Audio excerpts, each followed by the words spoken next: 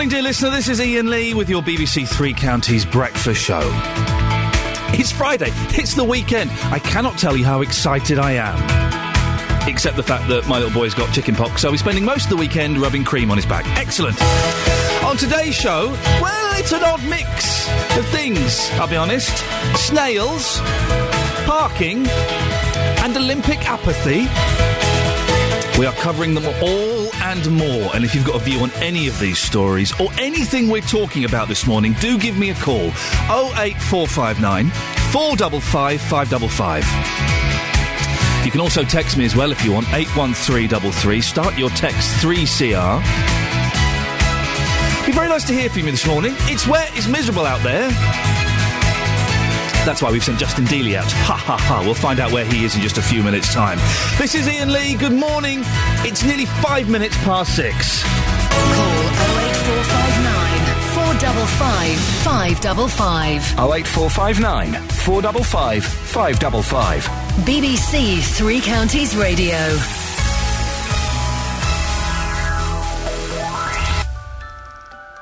What a quiet start to a song. It's Kelly Clarkson, A Dark Side. She doesn't tell us what A Dark Side is. I'll be keen to find out. Good morning, this is Iain Lee on BBC Three Counties Radio. You can give me a call, 08459 455 555. Now, over the past week, we've been wondering why the signs warning drivers about delays during the Love Luton Festival have been left switched on.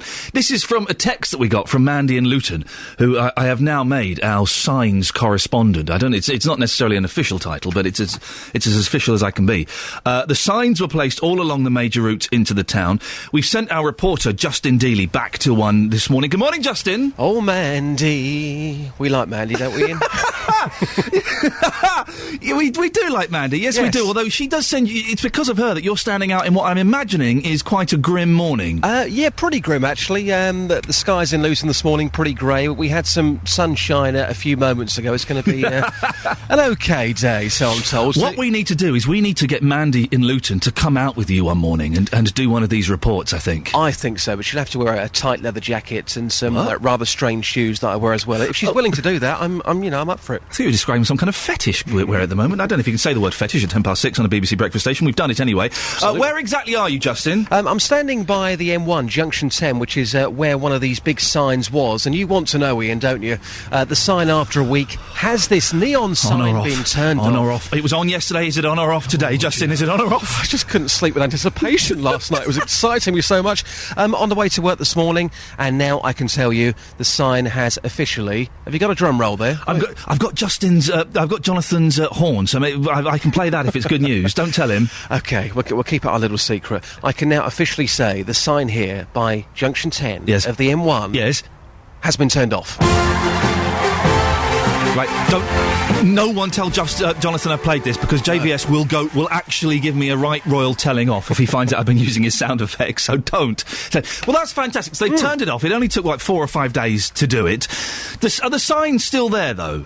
The sign is still here. It's one of these mobile signs. Right. Funny enough, I saw one yesterday. I was driving over to Match Haddam in Hertfordshire yesterday, and I saw one just outside Hatfield. So they are mobile signs. Right. The mobile sign is still there. We believe it's run on solar powers or something like that. But I can tell you right now, it is definitely off. That's the situation here. I don't know about the A6, but it's off here, man. I like the way you say solar powers or something like that. Like that's some kind of weird futuristic science that you don't quite believe in. It is to me. Well, in saying that, in Luton, certain parts of Luton, you go down certain roads, and a lot of people have got solar power on their roof. Quite a lot of people. Yeah, some people have got the internet as well, Justin. You should check that out. And a mobile phone, I believe. So the council have gone down, they pressed the off switch, and we have no evidence to back this up. But, Justin, I'm saying it's all because of you. They were listening to you, and they got scared. Quite so possible. Well done. I mean, to be fair, yesterday morning it was a quality broadcast at 5 minutes past 6 in the morning by the M1. I can only presume that they maybe have heard that, maybe have heard about Mandy as well. Let's just say, I believe that and turned them off. I believe yesterday's portion of the show with you stood by that road has been clipped and has already been sent to the Sony Award nominations. And so fingers crossed. Fingers crossed. The weather's going to be quite nice on Sunday, apparently, but it's grim there now, is it? It's not looking good. Well, do you know what? You can probably hear that aeroplane in the sky right now going above me. That's going somewhere nicer better than Luton today, because at the moment it is pretty cold. It's almost like a March morning here, Ian. It's pretty cold. Yeah, as you say, we believe Sunday is going to pick up. I think the top temperature for today is still only going to be 18 degrees Celsius, which for this time of the year is pathetic. Justin, I know you're off all over the area this morning, so go. Thank you, Ian. Ta-ta, there we go. Justin Daly, who's can turn his hand to pretty much anything. Slow news day? Come on. Of course not. Now, listen, very quickly, I'm going to go off on a tangent, and you shouldn't really use broadcasting for your own personal gain, but I need to. I did mention at the top of the show that my little boy, he's 2.5, he's got chicken pox. And he's it's only sort of day 2, and he's at the stage where it's like, oh, look, I've got spots on me, it's fun. And we're putting gel and kind of cream on me, not the calamine, because that stuff, I remember having calamine lotion as a boy, and it cools you for about 3 minutes, and then it dries. And then suddenly you're itchy with spots, and you've got dry cream all over you. That's no good at all. So we've got all these creams on, and we were having fun putting the creams on last night, and he thought it was hilarious and stuff like that. But I know that probably tomorrow, and for a while, it's going to get quite unpleasant. And it's going to be hard work for everybody involved. Him, me, and my wife. So what I need some tips on how we can get through this and we can make it as painless as possible for everybody. I was talking to my sister about this, who's got slightly older children than me. And she mentioned, she said, oh, you should give him a porridge bath. What? A porridge bath? Is this true, or is she winding me up, trying to make me look like an idiot? Have you ever given your kids a porridge bath to help with the chicken? But what do? Do you just put some Ready Brek in a bath and mix it up? Is that what it is? I don't understand. This is genuine. 08459 455 555. I know we've got lots of mums and lots of grandmas out there listening to this morning. I kind of need your old wives' tips. Not calling you an old wife, that would be rude. I barely know you.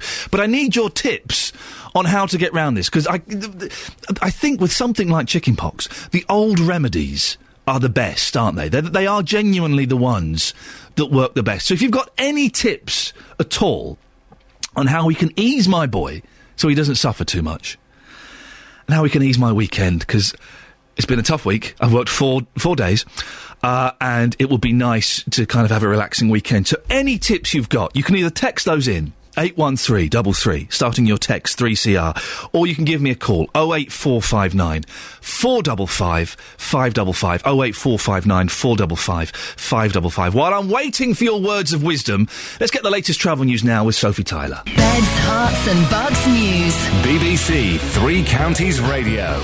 Good morning, these are your headlines on BBC Three Counties Radio. A murder inquiry has been launched following the death of a man in Hatfield on Wednesday night. Police were called to the house late on Wednesday evening, where they found a man suffering from serious injuries. Detectives from Bedfordshire, Cambridgeshire and Hertfordshire major crime units now want to establish the events leading up to the time of his death.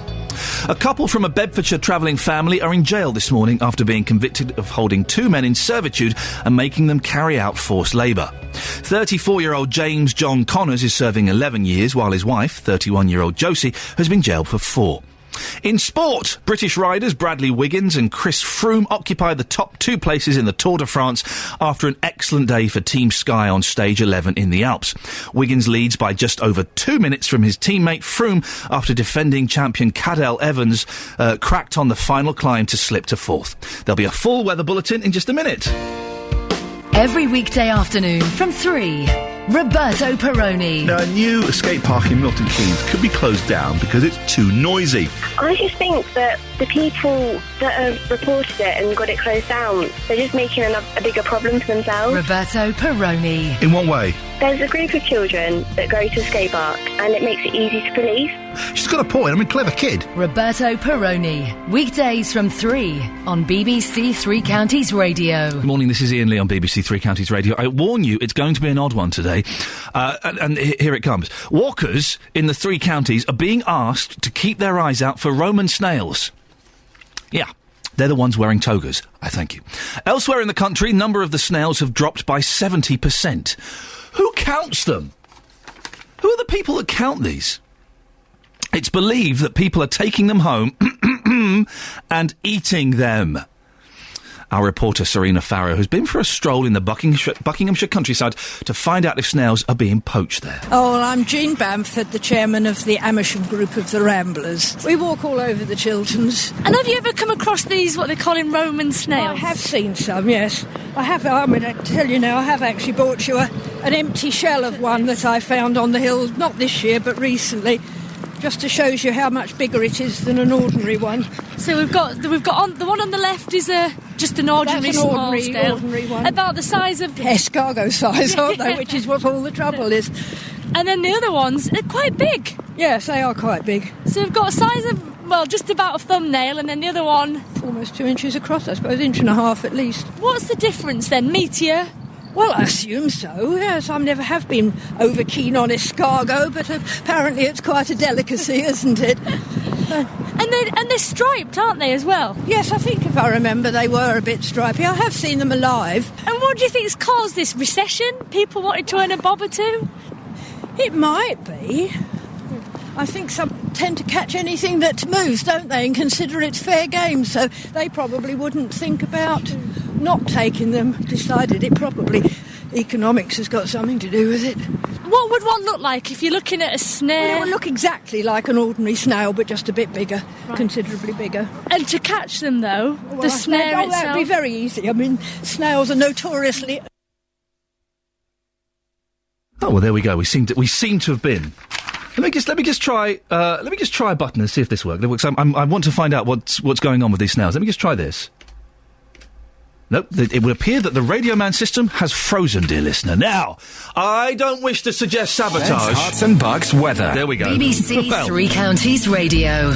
Something is happening. We've hit the weather jingle. The weatherman is there, Steve Weston. We might as well find out what's happening, and we'll investigate this snail sabotage a bit further. Yeah, that's Steve, sorry, Steve, to interrupt you. We're having a little bit of a problem with our computer. Would you mind starting your weather bulletin again, please, sir? Oh, right, yeah, I was going to say that it's very good weather for snails and slugs. It's horrible out there, isn't it? They're breeding quite well in this, yes, indeed. And there's the weather forecast from me, Steve Weston. Thank you very much, Steve. You are listening to BBC Three Counties Radio. I have to tell you now, this is one of the rules of radio. You're not really supposed to reveal what's behind the curtain, but I'm going to, dear listener. I have my producer is crouched behind me with the computer that runs the entire output of this radio station, ready to switch it off and switch it on again. Yeah, that's as technical as we get here at BBC Three Counties. If this next thing doesn't work, so apologies for the snail broadcast there being interrupted. Apologies to Steve for messing up his weather report. Fingers crossed, we're going to hear a song now. Let's see what happens. We could be in luck. Except it's Ronan Keating. Good morning, this is Iain Lee on BBC Three Counties Radio. Technical problems, and they're not my fault this morning. I can sleep easy. We'll get through them, don't worry. We'll struggle through together. It'll bring us closer, I think, dear listener. We'll bond over this. I've been asking for your tips on how to deal with chickenpox for my 2.5-year-old boy, and the baby's going to get it as well. Sharon in Ampthill says, try asking the chemist for an antihistamine to help with the itching. And Judy says, to stop the itching of your little lad's chickenpox, I recommend Urax cream. It's wonderful for all kinds of itching, including chickenpox. These are fantastic, and thank you very much for those. What I'm really, really after is I want those kind of tips that only grandmothers can give. Do you know what I mean? My sister has suggested a porridge bath. Is that going to work, really? A bath of porridge? How do I do that? That just sounds insane. But often the insane ones are the ones that work the best.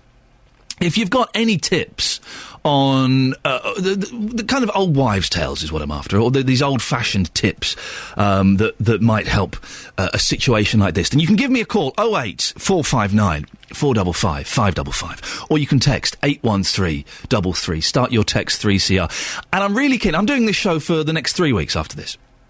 And one of the things that I'm keen to do while I'm doing this show is to get your voices on the radio. I don't want it to be all about me because I'm boring.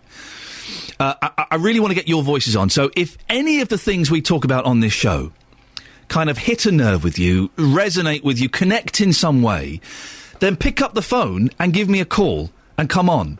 If it's to agree with something I've said, if it's to comment on a story, and we will be going back to those snails, don't you worry about that. Or if it's to have an argument with me. do like a good barney first thing in the morning. I'm quite a grumpy man. So an argument really does I think it's healthy for you in the morning to have an argument. Then do give me a call, 08459 455 555. This show it's not about me, it's about you. And it's about making you part of the show so that you can come on air and have your say. That's what I want to do for the next few weeks. Hopefully you want to do the same. That's the plan. And your text as well, 81333. Should we go through the front page of the newspapers? Yes, why not? Let's have a little look and see what we've got. Maybe we'll do a brief look at them now. And maybe later on we'll go through them in more detail. It's kind of... I was watching the news last night with my mother-in-law, and we just kept looking at each other going, oh, my goodness, this is bleak. Bleak times. Front page of The Guardian. Over 200 feared dead in Syrian attack. Bombardment followed by executions, say activists. And 9 killed on Cursed Mountain in a deadly avalanche. The Daily Telegraph. We foiled Iranian nuclear weapons bid, says spy chief, but Middle Eastern state will achieve its goal within 2 years, raising prospect of military action. Firm at centre of Olympic security shambles has seen fee rise by £53 million. So the Iranians are going to get nuclear weapons. They should be allowed them, shouldn't they? If we've got them, shouldn't they be allowed? 08459 455 555. Spongers can sue to claim benefits, says the Daily Express. Another crazy abuse of the Human Rights Act. The Times. Avalanche sweeps 9 to their deaths on Cursed Mountain. An Olympic security chaos. This is the story that we touched on yesterday. I'm sure we're going to touch on this again at some point because it just gets more and more ridiculous. How do you feel about the fact that 3,500 soldiers are going to be patrolling the Olympics? Is that going to look good? I'm not sure if it is, really. And having those the ground-to-air missiles on top of buildings, I'm not convinced. Doesn't make me feel particularly safe. The Independent. 2 weeks to London 2012 and Osborne's watchdog bring in migrants to cut deficit by billions. Higher levels of immigration over the next 50 years would spare taxpayers from the need to endure much greater austerity, the government fiscal watchdog has said. We've got more papers. We'll do those in a few minutes, I think, because it'd be interesting to have a quick look at these. Oh, there's an amazing... Whoa! If you're near a newsagent's or a garage, go and have a look at the front page of the Daily Mirror. There's a picture. There's a picture. Let me tell you this. 08459 455 555 is the telephone number. This is Iain Lee with your BBC Three Counties Breakfast. It's time now to get the latest travel news with Sophie Tyler. This is Iain Lee on BBC Three Counties Radio. Good morning, dear listener. You can give me a call anytime, 08459 455 555, about any of the things we're talking about, or things that you think we should be talking about. And John from Houghton Regis has done just that. Good morning, John. Good morning. What have you called in for, sir? Well, you talked earlier on about the security at the Olympics. This is the whole G4S thing where we've had to get in 3,500 soldiers, a lot of them just back from service, to help police the event. Yes. Well, my son and his mate both have got SIA licences. Can I ask? I'm an idiot. What does that mean? What is one of those licences? Well, it's a security licence. You've got to go through your tests and make sure you're accredited, etc. Thank you. Yes. So they've got that. They went, must be 6 to 8 weeks ago via A1 Security, which is like subsidised via G4S. They handed in all their paperwork to them, their licences, references, etc. And they say they basically got the job and they'll come back to them. Now, my son has been in contact with them numerous times. I spoke to them at G4S personally yesterday and waiting for their customer relations to come back to me to find out what's going on. My son wants a job. He has been unemployed for numerous months now. He's eager to go there. And yet I hear yesterday morning they've got 3,500 people that they're going to use the Defence Force.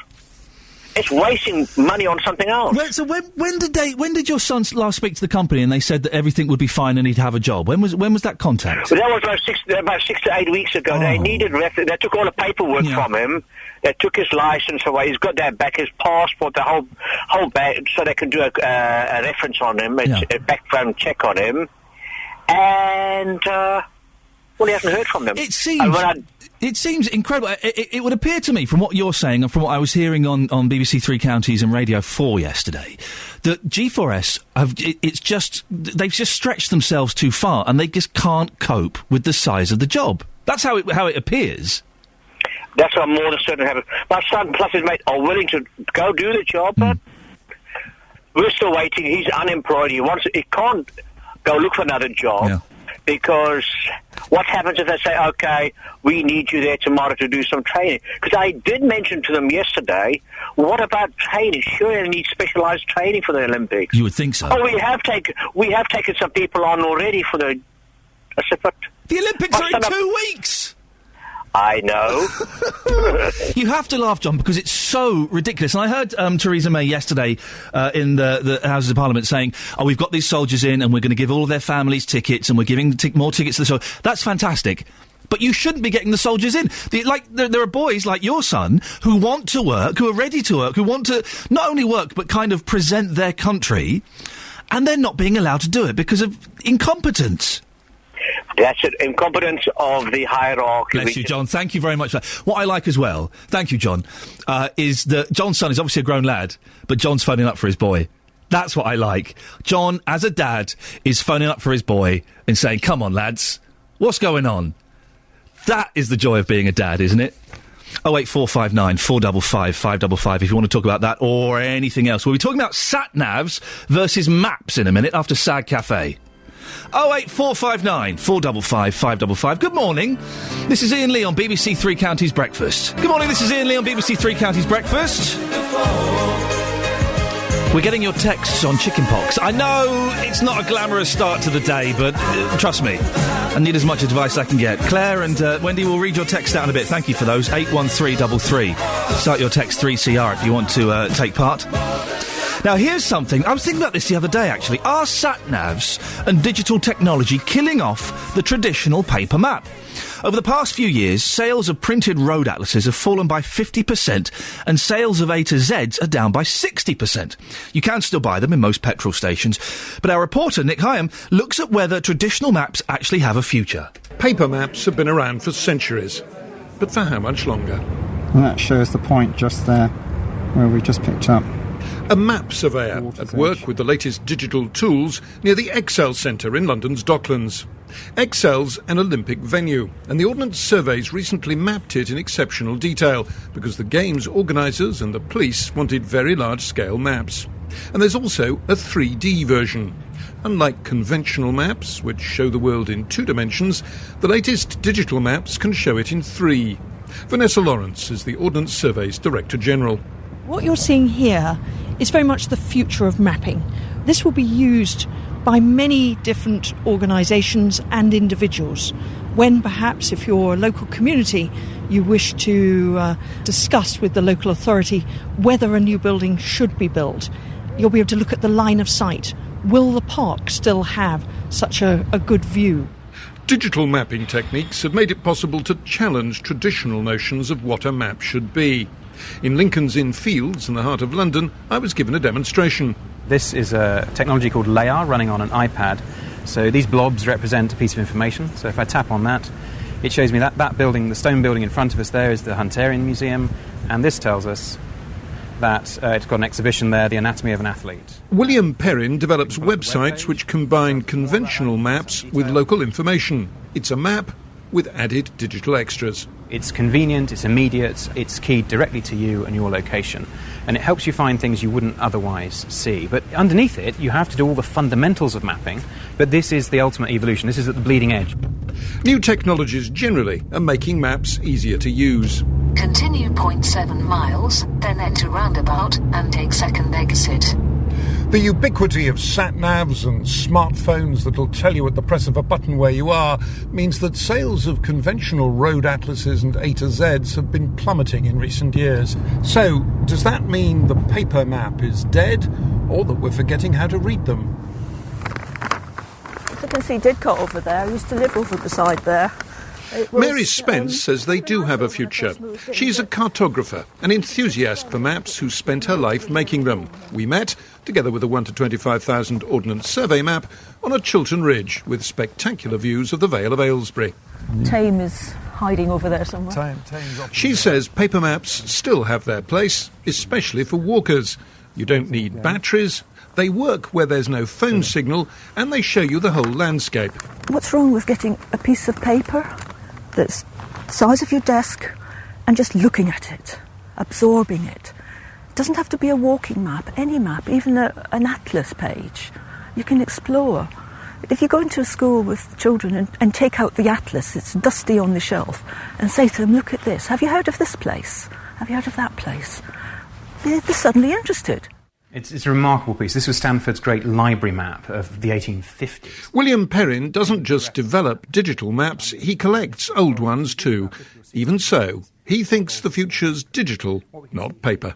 There's a future for them as art objects. There's a great future for them, I think, as historical objects. But the writing is on the wall for paper maps, sadly. But we shouldn't hold a wake for them. We should celebrate what they've done in the past and really seek out the new opportunities that digital mapping brings. Paper maps? No, no one uses paper maps anymore, do you? You've all got sat-navs. Listening to this show, you all have sat-navs, and none of you use an atlas anymore. Tell me I'm right on that, please. 08459 455 555. Time for the latest travel news with Sophie Tyler. Beds, hearts and bugs news. BBC Three Counties Radio. The headlines this morning on BBC Three Counties Radio. A murder inquiry has been launched following the death of a man in Hatfield on Wednesday night. Police were called to the house late on Wednesday evening where they found a man suffering from serious injuries. Detectives from Bedfordshire, Cambridgeshire and Hertfordshire major crime units now want to establish the events leading up to the time of his death. Climbers are mourning the death of an experienced British mountain guide, Roger Payne, and 8 others killed in an alpine avalanche. 2 more Britons were also among the dead on one of the highest peaks in France. Mr. Payne was a former General Secretary of the British Mountaineering Council. In sport, British riders Bradley Wiggins and Chris Froome occupy the top 2 places in the Tour de France after an excellent day for Team Sky on stage 11 in the Alps. Wiggins leads by just over 2 minutes from teammate Froome after defending champion Cadel Evans cracked on the final climb to slip to 4th. And your weather across Beds, Herts and Bucks, rather cloudy with occasional bright spells but also scattered slow-moving thundery showers. Top temperatures 18 degrees Celsius, heavy showers on Saturday but drier on Sunday. There we go, that's WAB, isn't it? Yes, wake me up before you go. I'm asking for your tips on how I can deal with chickenpox. I've not got it, don't worry, you're safe. It's my little boy. We've got some information about the porridge bath.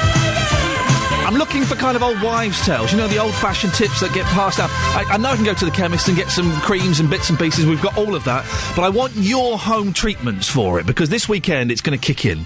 It was fun yesterday, he was enjoying having spots and putting the cream on, and it was all a laugh. I would guarantee by tomorrow morning, it is going to be a nightmare. 08459 455 555 is the phone number, or 81333. Start your text to 3CR now. Can you see the white lines on the streets where you live? The Road Safety Markings Association say many lines are barely visible and have now begun surveying Britain's main roads to work out which ones are the worst. Recently, the M1 through Bedfordshire was named as having particularly poor white lines. George Lee, no relation, is from the RSMA to tell us more. Good morning, George. Good morning, Ian. George, why the need for this extra big survey? Well, I think there's a lot of evidence that shows that the road markings are actually the most critical safety element of our road network. And recent surveys that we've undertaken indicate that those markings are beginning to deteriorate, are not being maintained to the level that they used to be. And that may have implications for the safety of drivers and other road users.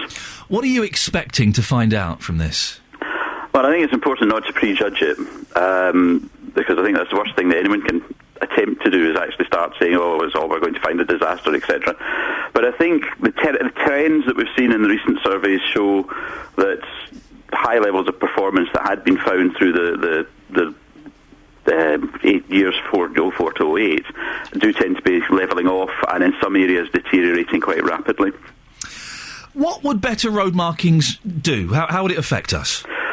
Well, the road markings provide lane discipline for drivers. They also provide crucial cues when it's dark, when it's wet, as to what position drivers should be taking on the road.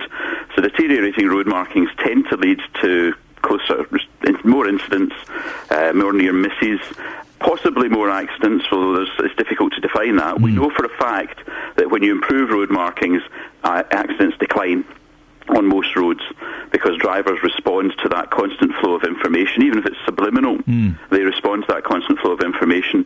So the risks are that we see declining quality in that safety infrastructure. We see more risk for drivers. Here's the thing that gets me. Country roads, we pay a lot of money to use them.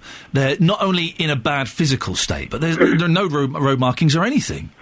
That's absolutely accurate, because the roads where most accidents happen, and in fact most fatalities happen, are on rural, unlit roads at night, and there's a direct correlation there between a lack of road marking infrastructure or poverty of road marking infrastructure and those accidents. What can people do, George, if they identify bad road markings? Well, we've got a couple of avenues. They can come through to your good selves, and we'd hope that you pass that information on to us, or they can contact us directly at info@rsma.co.uk. We are collating information from drivers, because they are the people that have the most experience of the dangers on our roads.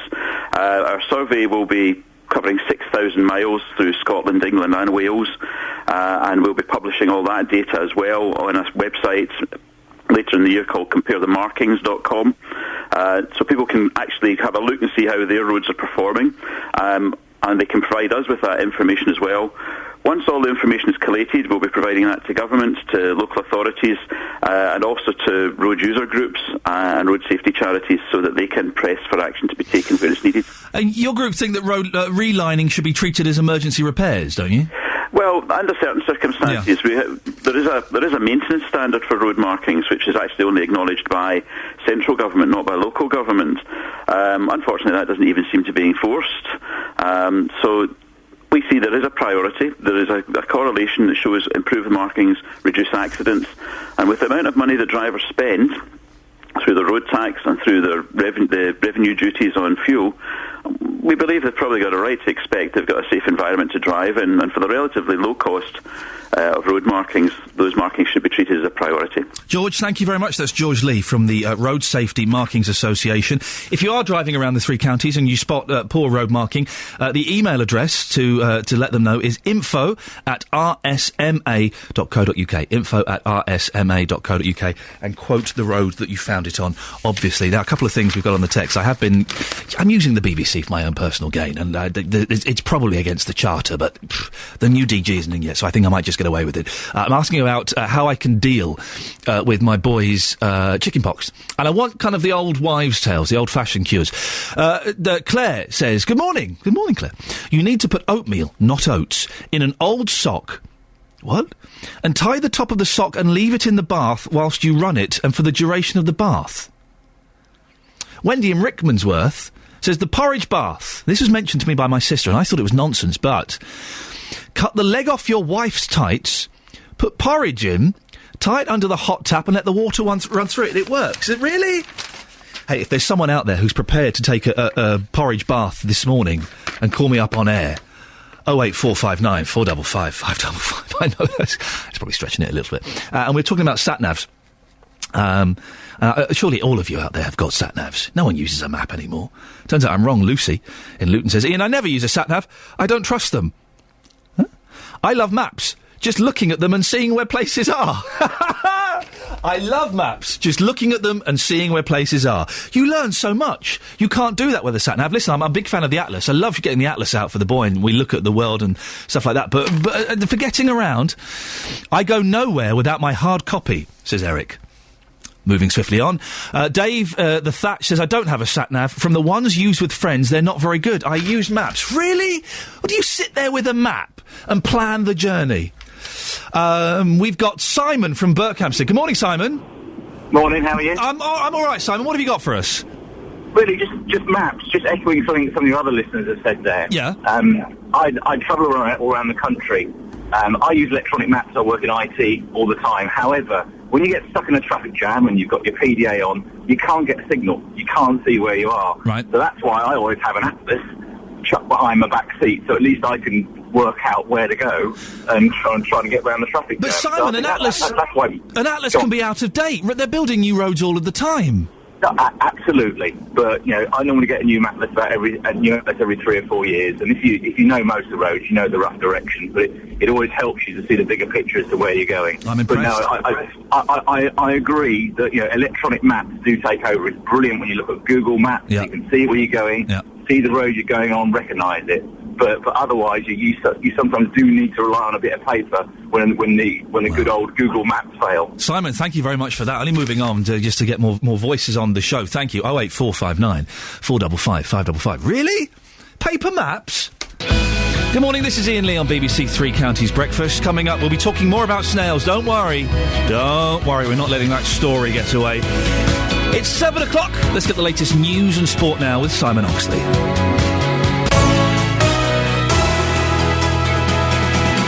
Thank you, Simon. Excellent work as always. And now, you are listening to Iain Lee on BBC Three Counties Breakfast this morning, here till 9, here for the next few weeks.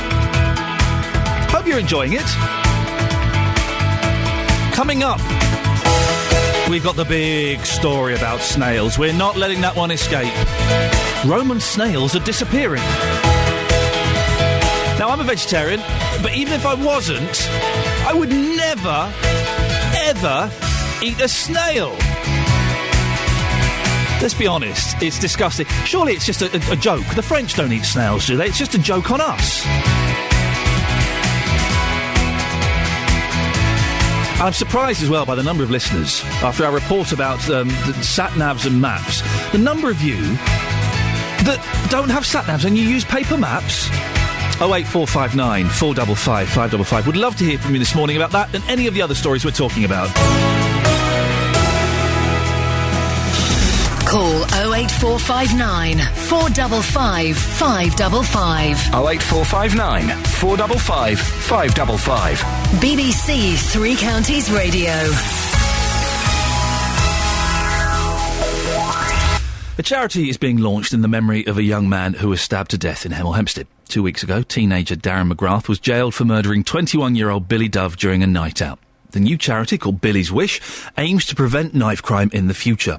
Our reporter Justin Dealey has been speaking to Billy's dad Paul and charity secretary Tanya Whitney. Paul, living in Hemel Hempstead, I know the support towards yourself and the family has been incredible. You just couldn't have coped without that support, could you?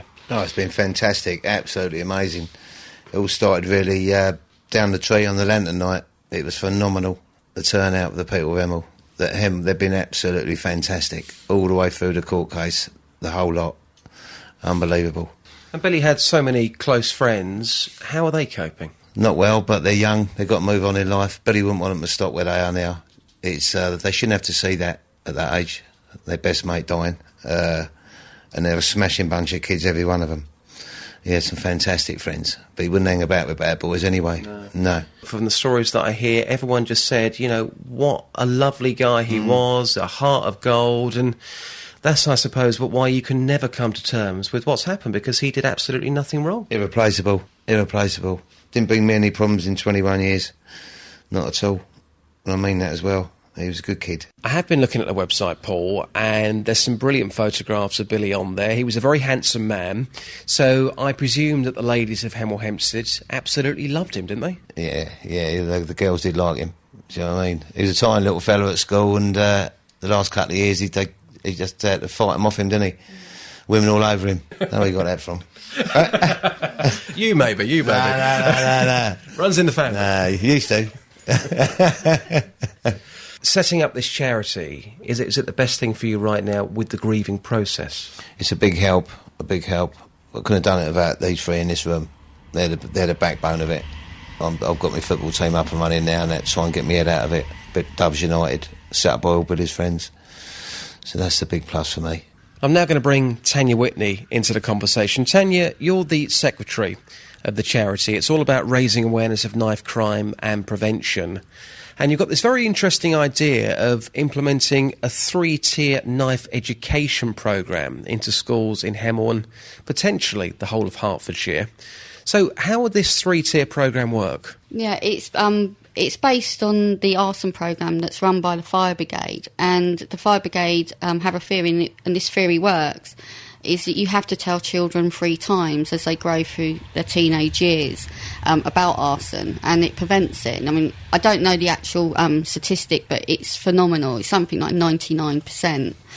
And that's where the concept came from. And we've been working with the local police and key influential people within the education system within Hemel.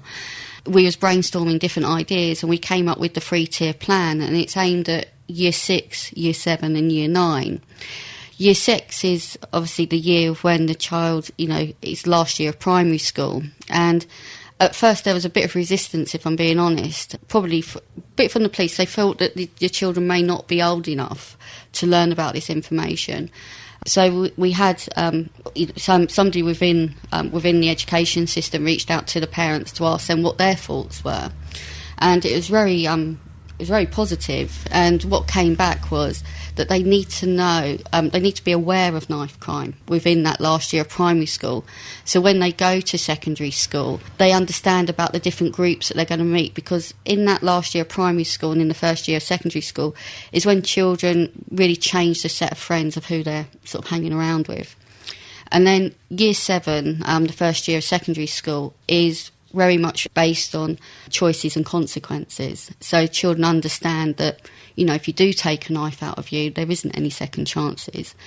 And year 9 is when we're actually going to be telling about the hard-hitting facts, because between the ages of 14 to 17 is the age range when a child is likely to carry a knife. That was the family there of Billy Dove, and the website address for the charity is www.billieswish.co.uk. It's billieswish.co.uk, and we'll hear more from Paul and Tanya after 8 o'clock this morning. Now, later on in the show, we'll be talking about residential parking throughout the 3 counties, and apparently it's one of the worst areas in the country for parking, and they're going to change the rules, possibly, to make it even harder. We've got Karen in St Albans. Good morning, Karen. No, it's Carol.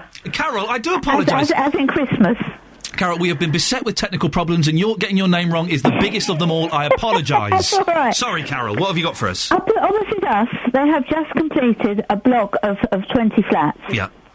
15 parking spaces. Oh, I can see the problem there. Why couldn't they?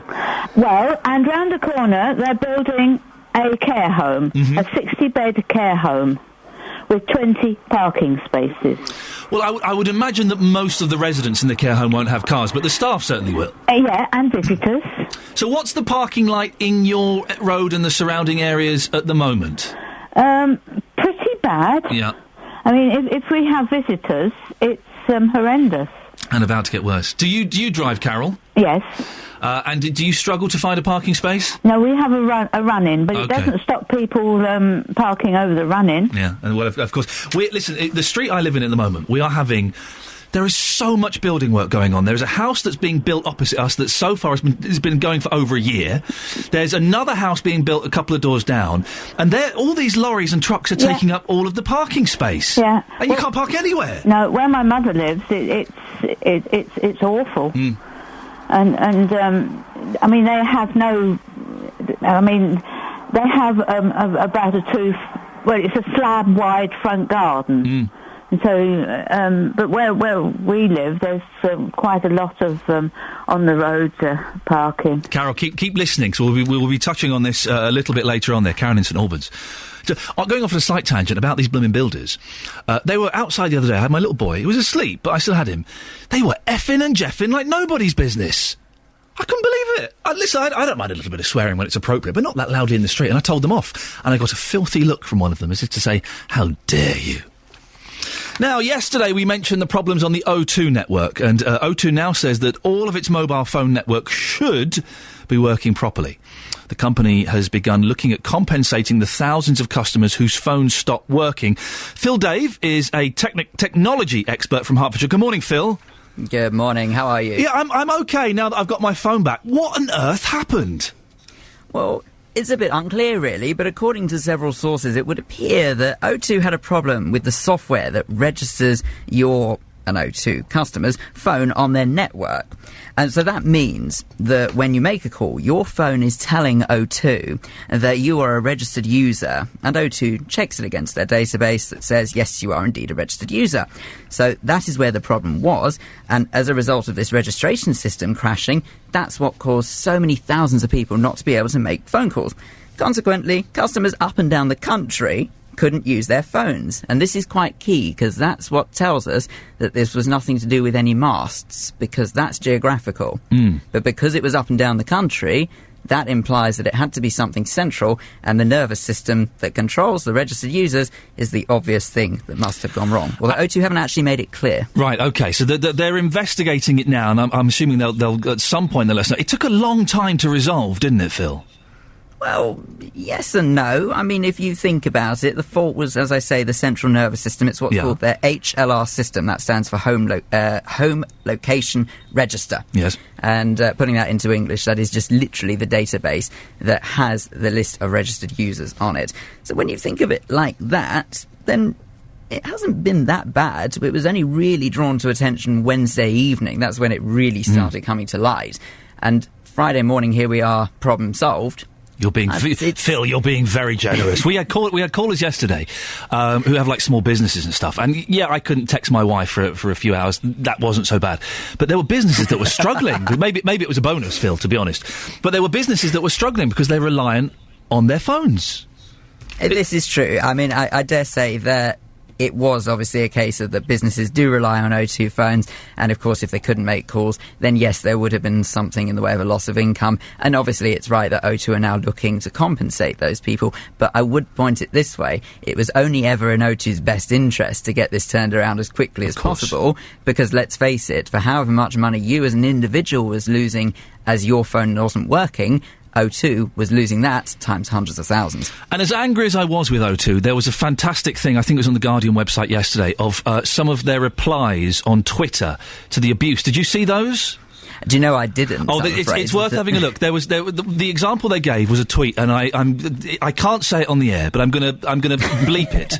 Although I can't even bleep it; it's too rude. It was basically suggesting that O2 go and do something very, very rude to themselves, and O2, fair play to them, replied back, "Thanks for the suggestion. We're a little bit busy at the moment, trying to fix this. We'll consider it later on." And I thought that won me over slightly. Their sense of humour about it.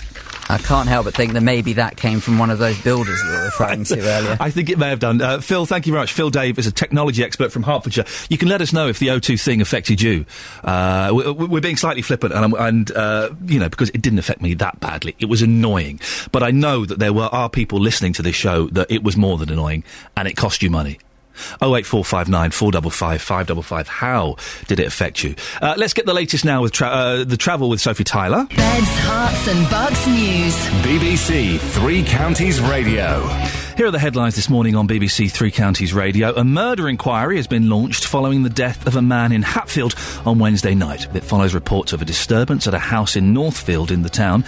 Detectives from Bedfordshire, Cambridgeshire and Hertfordshire major crime units now want to establish the events leading up to the time of his death.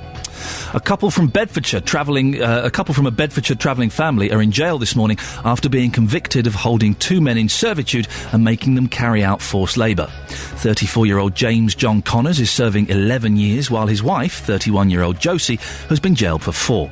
In sport, Britain's Bradley Wiggins retained the yellow jersey for the 5th consecutive day after yesterday's stage 11 of the Tour de France. His lead is now 2 minutes 5 seconds ahead of his Team Sky colleague Chris Froome. There'll be a full sports bulletin with Simon in 15 minutes. There'll also be a full weather bulletin in a few minutes, and coming up, we'll be hearing about a potential new parking scheme in St Albans. Residents could be charged different amounts for parking outside their house depending on how big their car is. If this affects you, 08459 455 555. It is a cracking listen. I know we've got a few new listeners, only a few, because a few have followed me from the nonsense I used to do. Thank you for that. Stick around after 9 for Jonathan, because it is... It's a listen. Yeah, I'll tell you that. It's a listen. We're talking about chicken pox this morning, and we've got Gwen in Sandy. Good morning, Gwen. Morning. What can you tell me? Well, I was 17 when I had chicken pox, and my sisters and brothers as well. We was all in the bed together. Oh, blimey. And my mother put on us calamine lotion, because when you've got chicken pox, you want to itch. And if you scratch the top off the pimples, you'll leave a scar. Oh, people are having their breakfast, Gwen. I had the calamine lotion. Yeah. The problem with it is it does work and it cools you down, but then it dries, doesn't it? It becomes all horrible and you have to wash it off and start again. Well, we didn't wash it off, we just left it there. What? Yes. Really? Yes. You left it there, Gwen? Yes. Gwen, without being rude, I would suspect that you are of a slightly older generation. Yes. I don't want to know the numbers. Have you got any? Have you got any sort of like old herbal remedies or old wives' tales or tips for dealing with it? Like, you know, stick your feet in a bowl of vinegar or something. No. Okay, no. Well, Gwen, listen. It's just that we use calamine lotion on us And mainly it was to stop the itching. Yeah, that's the thing, Gwen. Thank you for that. Never washed it off? Gwen, you mucky pup. 08459 455 555 is the telephone number if you want to give us a call. We'll be doing that big story about the snails soon. Don't go anywhere. Time now to get the latest weather with Steve Weston. Thank you, Steve. Call 08459 455 555. 08459 455 555. BBC Three Counties Radio. Now, we were sabotaged earlier on when we tried to bring you the snail story. Someone doesn't want this story out there, but for goodness sakes, we're going to do it. Walkers in the 3 counties are being asked to keep their eyes out for Roman snails. Elsewhere in the country, numbers of the snails have dropped by 70%. I'd love to know how they work that out. We'll find out in a minute. We've got a guest. It's believed that people are taking them home and eating them. Our reporter, Serena Farrow, has been speaking to Jean Bamford, who goes walking near Amersham. I think some tend to catch anything that moves, don't they, and consider it's fair game, so they probably wouldn't think about not taking them. Decided it probably. Economics has got something to do with it. What would one look like if you're looking at a snail? Well, it would look exactly like an ordinary snail, but just a bit bigger, considerably bigger. And to catch them, though, the snail itself? That would be very easy. I mean, snails are notoriously not very fast runners, are they? Well, if you wander around where they are, you can see quite a few. And, yes, I could have collected a dozen or more quite easily. And would you say Buckinghamshire or this area's more prone than any other area? I shouldn't think so. They like the sort of chalk grassland on the escarpment over near Wendover way. And I think probably the Dunstable Downs too, any of that sort of terrain, I would imagine. I suppose you would tell people not to do it if you saw them. But they'd be out more in the evenings, I would think, than broad daylight, so probably be less likely to be up there yourself then. Because I guess snails come out at any time of day, don't they? Well, yes, if it's damp, they'll be around, and it's certainly been damp this year. Sam Newby-Ritchie is from the Ramblers Association. Good morning, Sam. Good morning, how are you? I'm okay. I don't like bugs and slugs and horrible things like this, so I'm feeling a little bit uncomfortable discussing this, if I'm completely honest with you. Okay. Are people really taking these snails home and eating them? Well, there was a predicament in Surrey where the Ramblers in that area actually noticed that the stocks seemed to be very, very sort of minimal compared to what they usually are at this time of year. And they were so concerned they actually raised the matter with the police. And it does turn out that there could be some sort of element of poaching going on there, and the snails being used in local restaurants. Hang on a second. They got in touch with the police about it? They have, yes. And the police are actually undertaking an inquiry. Wow. What did the police say when you phone up and say, hello, police, I suspect that some snails are being stolen? Well, I think basically it boils down to that it's actually illegal to kill or injure the Roman snails. They're a protected species. Is it really? I did not know that. Okay. Yeah. So basically they do breed in our area. Yeah. As the lady said before, Dunstable Downs is a particularly good area for them because of the chalk. But certainly they sell for up to £1 each. So if you've got a French restaurant and you can snaffle a few for free in sort of the undergrowth, then you'll probably make a nice profit on it, won't you? Why are you worried about it, Sam? Well, because they're part of our nature, aren't they? They're part of the sort of the diversity of our landscapes, and we should be protecting them. They're not there to be taken. They're there to make Britain what it is. And these snails, it's the Roman snail specifically, they're bigger than your common or garden snail, are they? They are. They're about an inch long, I believe. Not that I'm an expert in Roman snails, I have to confess. I know, you are here from the Ramblers Association, not from the Snail Association. Let's, if we get any of the snail facts here, we won't hold it against you. Ever eaten a snail? I have, yes. What was it like? Was it horrible? I didn't dislike it. It's getting them out of the shells the worst bit. Oh, gosh, it sounds grim. Snails are a pest, though, aren't they? Let's be honest. Well, I came out of my house this morning and it was dark and I crunched at least 3 snails. They're a nuisance, aren't they?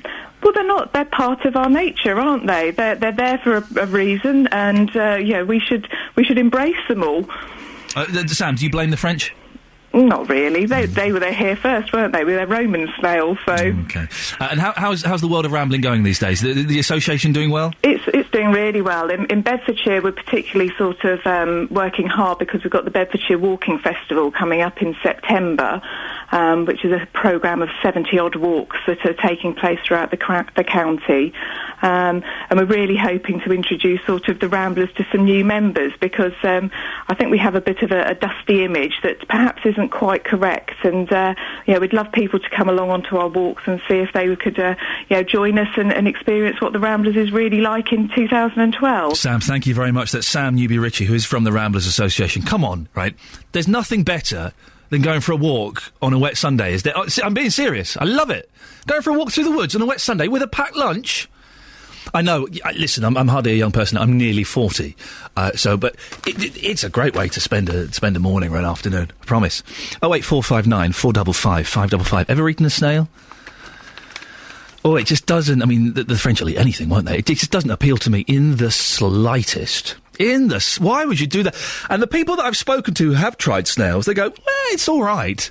No one says it's the most amazing experience, taste sensation. It's all right. That's not good enough for me. 08459 455 555. We're also talking chicken pox this morning. It's a glamorous show. Oh, it's a glamorous show. We've got Joyce in Leagrave. Good morning, Joyce. Oh, Joyce, where are you? You're there. Hello, Joyce. I'm here. Hello, loud Joyce. And clear. Loud and clear. Joyce is here. Joyce, what have you got for me on chicken pox? Your little boy. Yes. If you can get some Urax. Oh, we've had this mentioned already. Yes. Oh, have you? Yes. Good. And the thing being, that is good. It does take the inflammation away, and it cools it, and it does keep with him, to cool him down all the while, bless him. Ever had a porridge bath? No, thank you. And also, I don't want to daunt you, but... Yes, daunt me, go on. Be very careful, because sometimes adults get, shingles from... But I've had chicken pox. I can't get it again. Oh, you're okay. You're immune. Oh, there we go. You worried me then. Oh, brilliant. Oh, that's your thing for the day, your star for the day. Thank you, Joyce. Ever eaten a snail? No, thank you. Joyce! I tell you what we do. My gardener helper man come up Thursday. Your gardener helper man, yes. Yeah, and I've got a little wall about 2 foot high at the front with lovely flowers overhanging it. Oh, gorgeous. And he lifts the little flowers up. Beautiful. And there's these lovely snails. Oh. And he picks them up and he throws them on the road and the cars get them.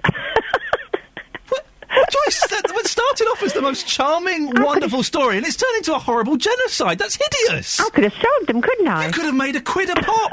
Joyce, thank you very much. You're my favourite caller of the last 10 minutes. Joyce in Leagrave there. By the way, can I just say, we do not recommend you do what Joyce's gardener helper man does. Don't throw the snails. When I do the gardening, I'm always very protective. If I find a snail or a worm, I'll kind of move it somewhere a bit safe. It means it takes blooming hours to do it. But, Joyce, naughty Joyce. No star for you. Let's get the latest travel news now with Sophie Tyler. This is Iain Lee on BBC Three Counties Radio. Do you have problems finding a space to park outside your house? Well, if you live in Stevenage, Broxbourne or Watford, you probably do. They're all in the top 5 places outside London with the lowest amount of residential parking.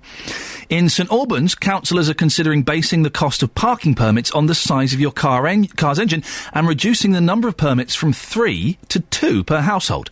Green Party councillor Simon Grover is the man who's put the idea forward. Good morning, Simon. Good morning, Ian. Why do you think there's a need to do this in St Albans? There's a lack of space. That's the quick answer. We've also got a pollution problem in the centre of St Albans, which we need to look at very quickly. Otherwise, we're going to get fined by Europe. So those two problems combined mean we need to do something.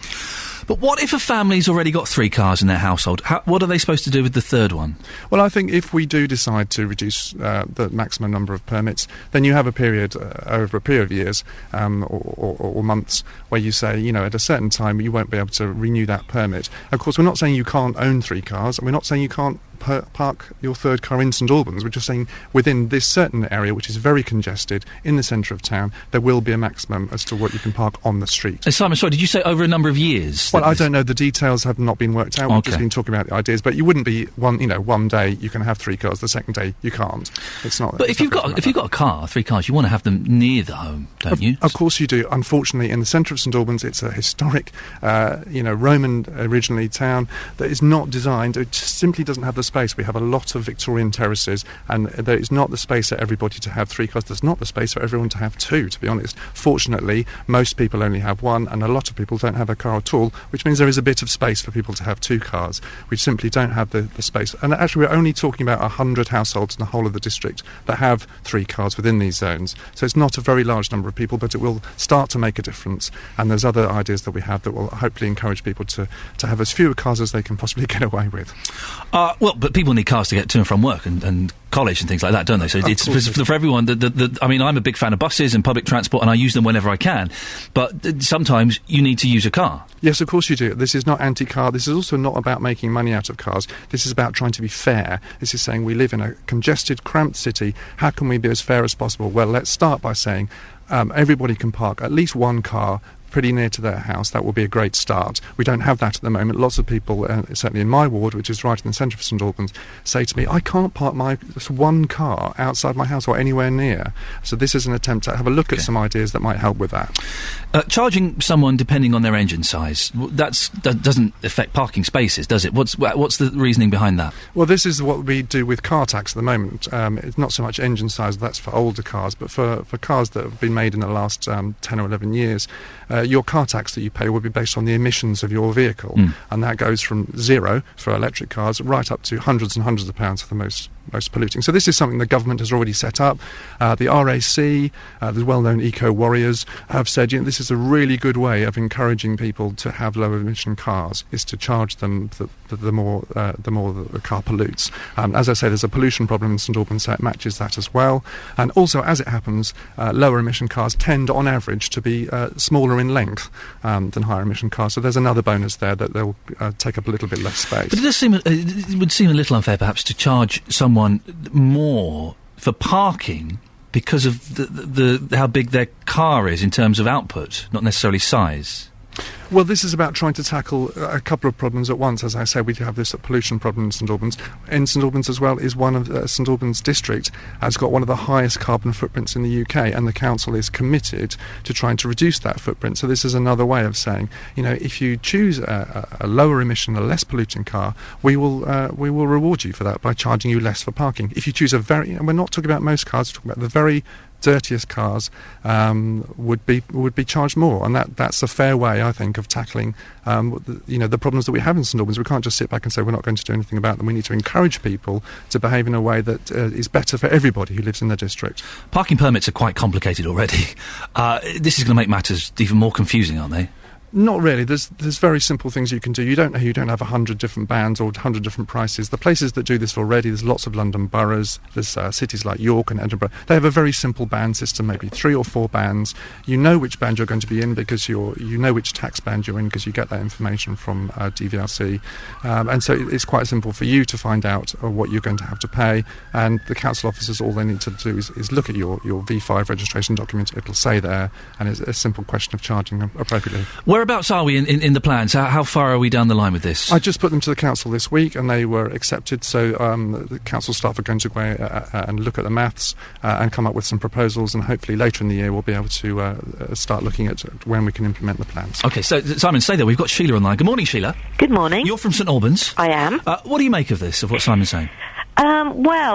My first thought was this word pollution and how parking or trying to get rid of people with certain cars would help with the pollution. The area that we have the pollution, I believe, is places like the top of Holywell Hill. You can't park there at any rate. And let's let's think about it.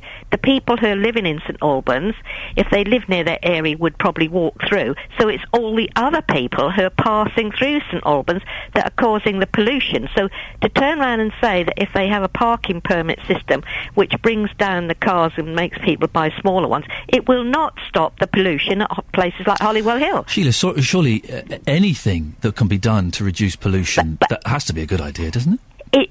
It does if it stops the pollution, but what I'm trying to say is that you can't park along Holywell Hill.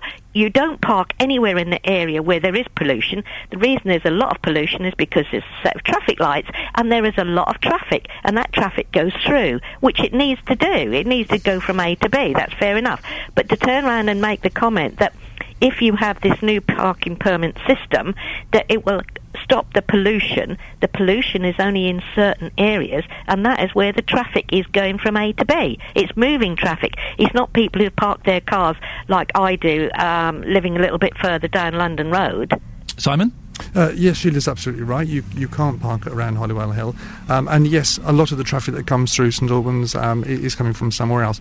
But there is a very large amount of local traffic as well. Surveys have been done that shows that a lot of the journeys that come through the centre of St Albans are very, very short ones from people who live in St Albans.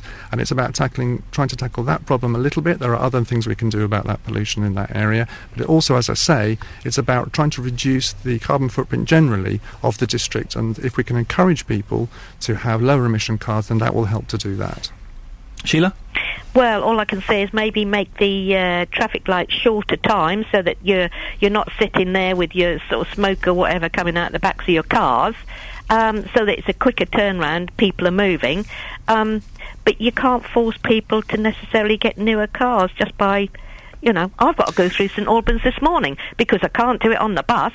It's an interesting point, Simon, isn't it? Because I would love to get, a much better emission-free car, whatever. But they're expensive, aren't they? And people are struggling to even get the basics at the moment. They can be expensive, of course, and that is true.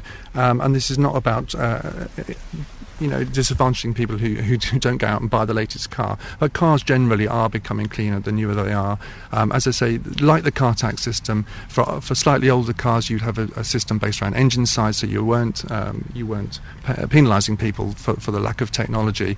But this is not about penalising people generally. This is about encouraging people. It's not about forcing people to do anything. It's saying, if you do this action, we will reward you with this. To try and make little steps to try and improve these problems. It's the duty of the council to try and address these problems, and that's what we're trying to do. Sheila, thank you very much for your call. Simon, thank you very much as well. I'm sure we'll be following this story as it progresses. That was Green Party councillor Simon Grover, who's the man behind the idea about changing the cost of parking permits in St Albans. If you live in that area, be keen to find out your views on this. 08459 455 555. Does it make sense?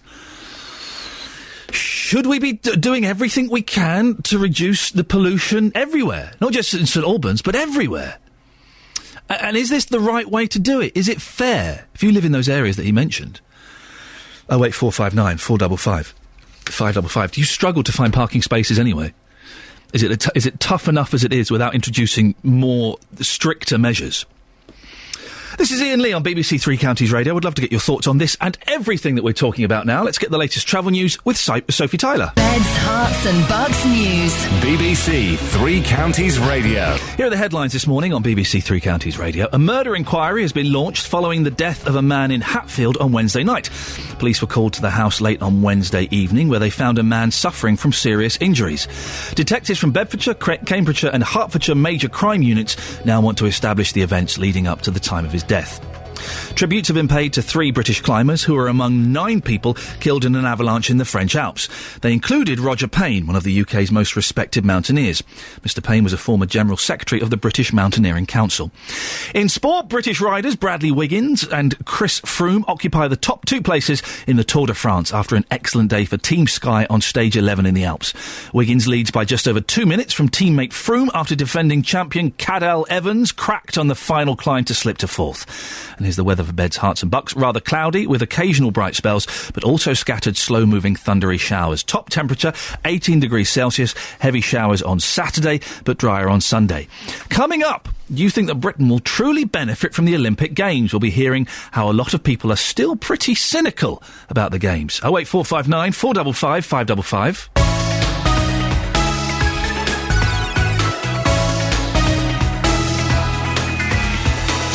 Well, that was supposed to be a fantastic trail there, and instead we got we teased you with the prospect of more travel news, and we'll be getting that a little bit later on. That's a teaser of what's to be coming later on. Now, we have been talking about the parking there. We heard from the Green Councillor in St Albans, who is going to introduce ways and plans to change the parking system and increase the charges depending on the size of car. And also, if you've got 3 cars, you're in trouble.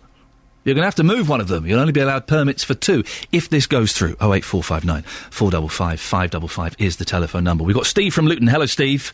Hello, morning. Morning, Steve. What have you got for us? About, was it all this carbon footprint palaver? The carbon footprint palaver, yes. Yeah, it's another excuse to get more money out of us to make us feel guilty for having a car. Really? You don't believe in it?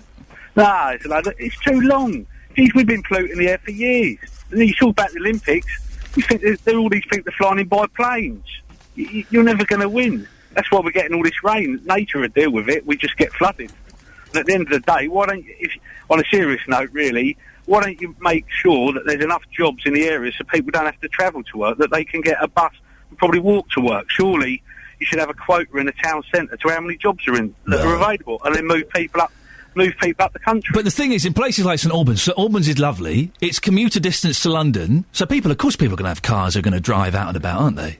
Well, yeah, but surely there should be forward planning of making sure some of these companies come to St Albans or on the outskirts of St Albans, so people don't have to travel so far. That's part of the problem, isn't it? And obviously, people want money and they want kids, and then they give them to the childminders. They both want to go to work. They all want lovely holidays. And it's greed as well. Hang on a minute, Steve. Wanting to have lovely holidays and kids isn't greed. That's life. Well, yeah, but at the end of the day, you need to go. Both parents need to go to work to pay for all this. Like, what's the point of having a kid and then giving it to a childminder? Doing it. Do you know what? I sort of see your point a little bit, but in the 21st century, both parents do need to. Kids are. Have you got kids, Steve? Yeah, I have. Yeah, they're well expensive. We just don't give them everything they need. Well, no, you don't have to give them everything they need, but food, they need food. Well, of course they need food, but Jesus, you get them to give a paper out under 13, get them a caddy job in a superstore somewhere. I'm all up for that. Wait, steady on with the language. Apologies there if anyone was offended by his like blasphemous tone there. We don't. It's only light, but it's 10 to 8. Come on, Steve, focus. Jason is in Kempston. Good morning, Jason. Good morning. What's your take on this? And let's keep an eye on the language, please, Jason. Not a problem. Thank you, sir. I think the Green Council is wrong on charging parking by engine/emission size. I think the focus of the Green Party should be on the alternative fuels available for the current system we've got. If you really want to change the emissions, you're going to need to change the way that we travel around the country. And seeing as that the entire infrastructure and everything we have is based around us using our cars, we should be looking at an alternative fuel. I've got a car, and it's a big car, and from what the man in St Albans is talking, I probably couldn't afford to park it in St Albans, yet my emissions are comparable with that of a smart car because I use LPG. Right.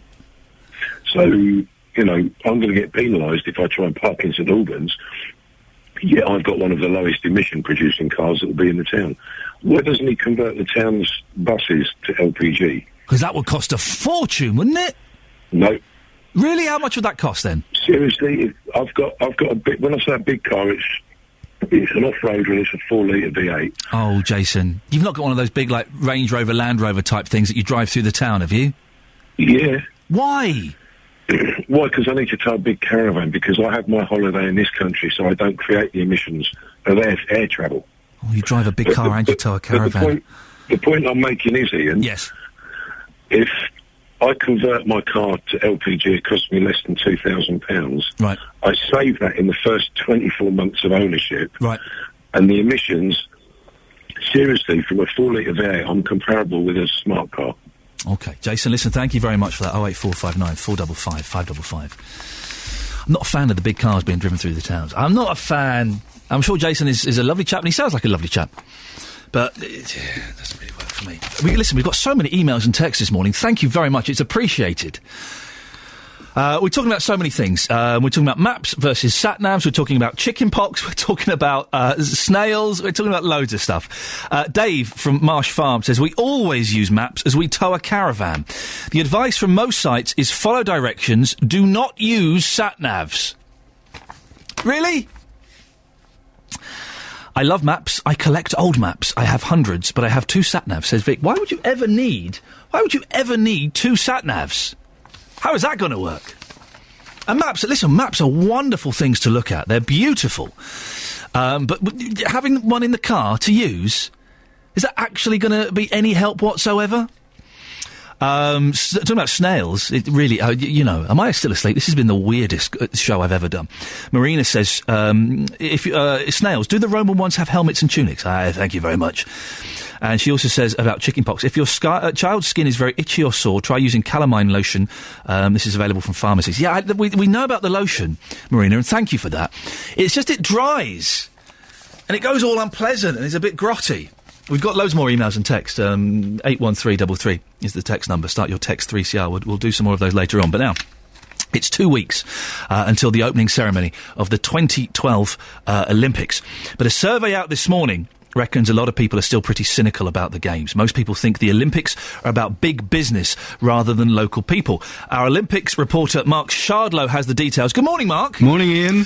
So this sounds like a distinct lack of enthusiasm with just a fortnight to go. No, the figures aren't glowing, are they? Although, you hinted at it there. The questions appear to be about the things surrounding the Olympics rather than the sport itself. So will the Games benefit my local area? Do you think the Games are about London and not the rest of the country? Is it about big business? In our part of the world, we're more embracing than much of the rest of the country because it's on our doorstep. There are lots of Olympic events taking part here too. So generally, there's a lot of cynicism, but in this part of the world, it's tempered a little bit. The poll was carried out last week. The people not really into the Olympics. I mean, I'm a cynical old man, Mark, and I was kind of sort of dead against all of this. But as it's getting closer and closer, I am totally getting sucked into it. Well, you'll know all about the Olympic torch from the other day, and that seems to have had a really big effect on people around the country, because when the Olympic torch relay has passed through their area, they're saying, yeah, we're now excited about the Games. And figures around 40-45% of people saying since the torch went through, we're now more excited about the Games. So, yeah, I think, it's a slow one, but once it happens, then people will be excited. What about the money side of things, Mark? What are those questions saying about the cost? Yeah, it's split, really. It's curious. The question, are the Olympic Games a waste of money? 4 out of 10 people are saying, yes, they are a waste of money. Then the question is, are the Olympics good value to the UK? And we've got around 55% saying, yes, it's good value to the UK. So there's a real split on people's view. It is a lot of money. This is the thing. It does just keep getting bigger and bigger. Security has been the Olympic topic of the week. What are the views on possible terrorist threats? Now, there's a curious figure here. It's saying that almost a third of people are put off from going down to the London venues because of the threat of terrorism, which seems an extraordinarily high. Yet, curiously, people are saying we're feeling more confident in the security services than we were 3 months ago, although this survey was carried out before the news of the last 2 days. So, what effect the news of the last 2 days has had, I'm not sure. But I've got to be honest, Mark. Now that the army are involved, now that the big boys are involved, and it's not just some blokes off the street, I'm feeling a little bit more confident about things in that respect. Yeah, no, I think that's a fair point. And you know what? I've got 5 things. I think when this survey is carried out in 3 months' time, and we'll ask the question: were the Games a success for the people of this part of the world? And I think 1, are we going to win lots of medals? If we win medals, there's a feel-good factor. 2, can the transport system hold up? Will we get down to the venues okay? 3, will we get in without queuing for hours and hours and hours? 4, is it going to be safe and secure? And 5, wouldn't it be great if we could have some sunshine? Because as you know, the number of venues are are completely open to the weather, and there'll be some dreadful pictures if people are getting absolutely drenched while watching some of the finest sports people in the world. I was driving through London yesterday and around the North Circular, and the Olympic lanes are in place now. Man alive, getting around in a car is going to be a nightmare. I didn't know there were going to be so many lanes, so big. They're everywhere. There's a huge I've come down to London to have a look around, and there's a nervousness around the place about the lanes and can the tubes cope with everything. There are messages absolutely everywhere about transport and travel during the games time. So I think that's one that we definitely be watching when it starts 2 weeks today. Oh my goodness, Mark, thank you very much. That's our Olympics reporter, Mark Shardlow. Thank you for that, Mark. Now, our reporter, Serena Farrow, donned her running shoes and made her way to Chesham to find out how much people there are looking forward to the games. It's definitely part of history, isn't it? Because you're not from this country? No, I'm from South Africa. No, so for you, is it a big deal that you're here when it's happening in London? Yes, it is. It's very exciting. I'm not actually going to any of the live events, which I really would have liked to, but it's definitely very exciting to be a part of it. There's some other people, English people, they're not excited. So do you think they kind of take it for granted a bit? We don't realise really how big it is, and it's not just the Olympic event, it's actually, it's bringing the whole community together. I remember when the football was in South Africa in 2010, what a massive thing that was, and just the way that it drew the community together was absolutely amazing. That doesn't sound convincing. No. Not excited as such, but, just looking forward to it, Okay. Olympics are always interesting. It's a cult. It'll probably be better when they actually start, then we get enthusiastic about it. It's just a waste of money in this country, because the amount of money we owe and that money we ain't got and that money they spent could have been used better off. What would you like to have seen it being used on? Jobs. Simple as that. Yes and no. Oh. You're getting so much of it that you're reaching a point where you're sort of saturated before the events actually happen. Yeah. Normally, yes, I'm looking forward to it. I was driving down one of the games lanes that have already been set out on the A4. It might be more interesting watching the traffic than actually watching the Olympics. Just to see what happens. Yes, I am, certainly. Well, I'm looking forward to the athletics and seeing the stadium and just having everybody in this country. And I feel the country's really getting quite excited about it now, whether it's over budget or not. I think this security thing that's been in the news is a bit of a shame, but the army doing it will probably do a better job than the security boys. It's just another thing to get drunk, or everyone's do whatever, really. Do whatever, really? Yeah, it's just another thing to get drunk or do whatever, really. 08459 455 555. Are you actually looking forward to the Olympics, or are you completely apathetic about it and think it's a waste of money and a waste of time and it's just going to make us a potential target?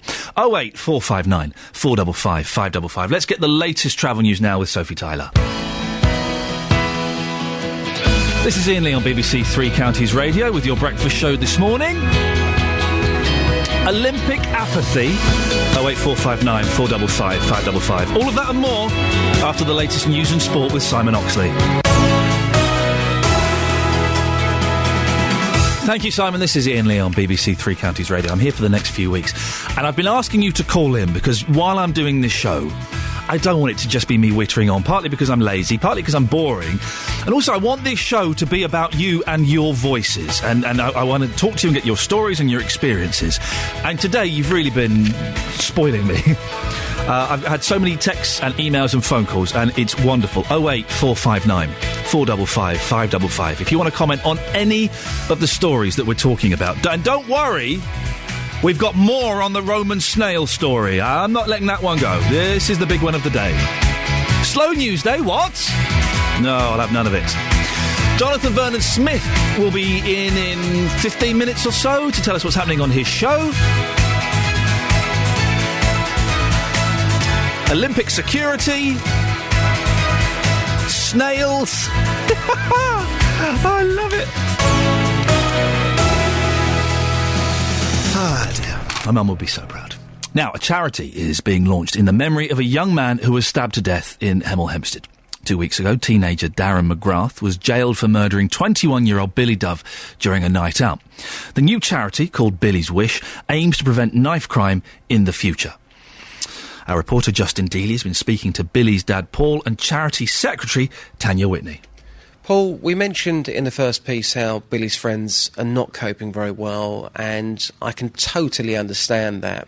This, of course, happened in their hometown as well, and Billy and his friends were very, very sociable. They were always going out and about, so I presume, since this has happened, that they just can't set foot in Hemel Town Centre because the memories are just too raw and too painful for them. It's early days yet for them, isn't it? Do you know what I mean? Seeing something like that, and they were with him, a lot of his friends that night, and they see it, and I think that put any kid off at that age going down there and seeing that again. Are you still in close contact with his friends, so you're helping each other? Yeah, all the time, yeah, they're all playing football. But we've got a new football team up, what they set up, Doves United, who we need a very nice sponsor from. Be good advertising from whoever does it, because it's getting big. That'd be good, because it's the kit they want, and Billy's name's going to be put on the back of it. And how proud does that make you feel, as Billy's father, knowing that his friends are trying to make a positive out of a negative, getting this team together, you're going to be the manager? How proud does that make you feel? Fantastic. It's just a lot of Billy's with them. So they're all good kids. I've seen most of them grow up, from little boys, from Billy. It's just it's sad to start with, but it'll get better. But you're so keen to keep Billy's name alive and to make a difference, because you don't want any family, and every day for you right now is a sentence for yourself. You don't want any other family going through that. Not at all. I don't want anybody going through what I'm going through at the moment. Going back to, we've got Memorial Cups, we've got so much planned for the future. His name's never going to die. And a 3 Peaks challenge for you. You up for that? Easy.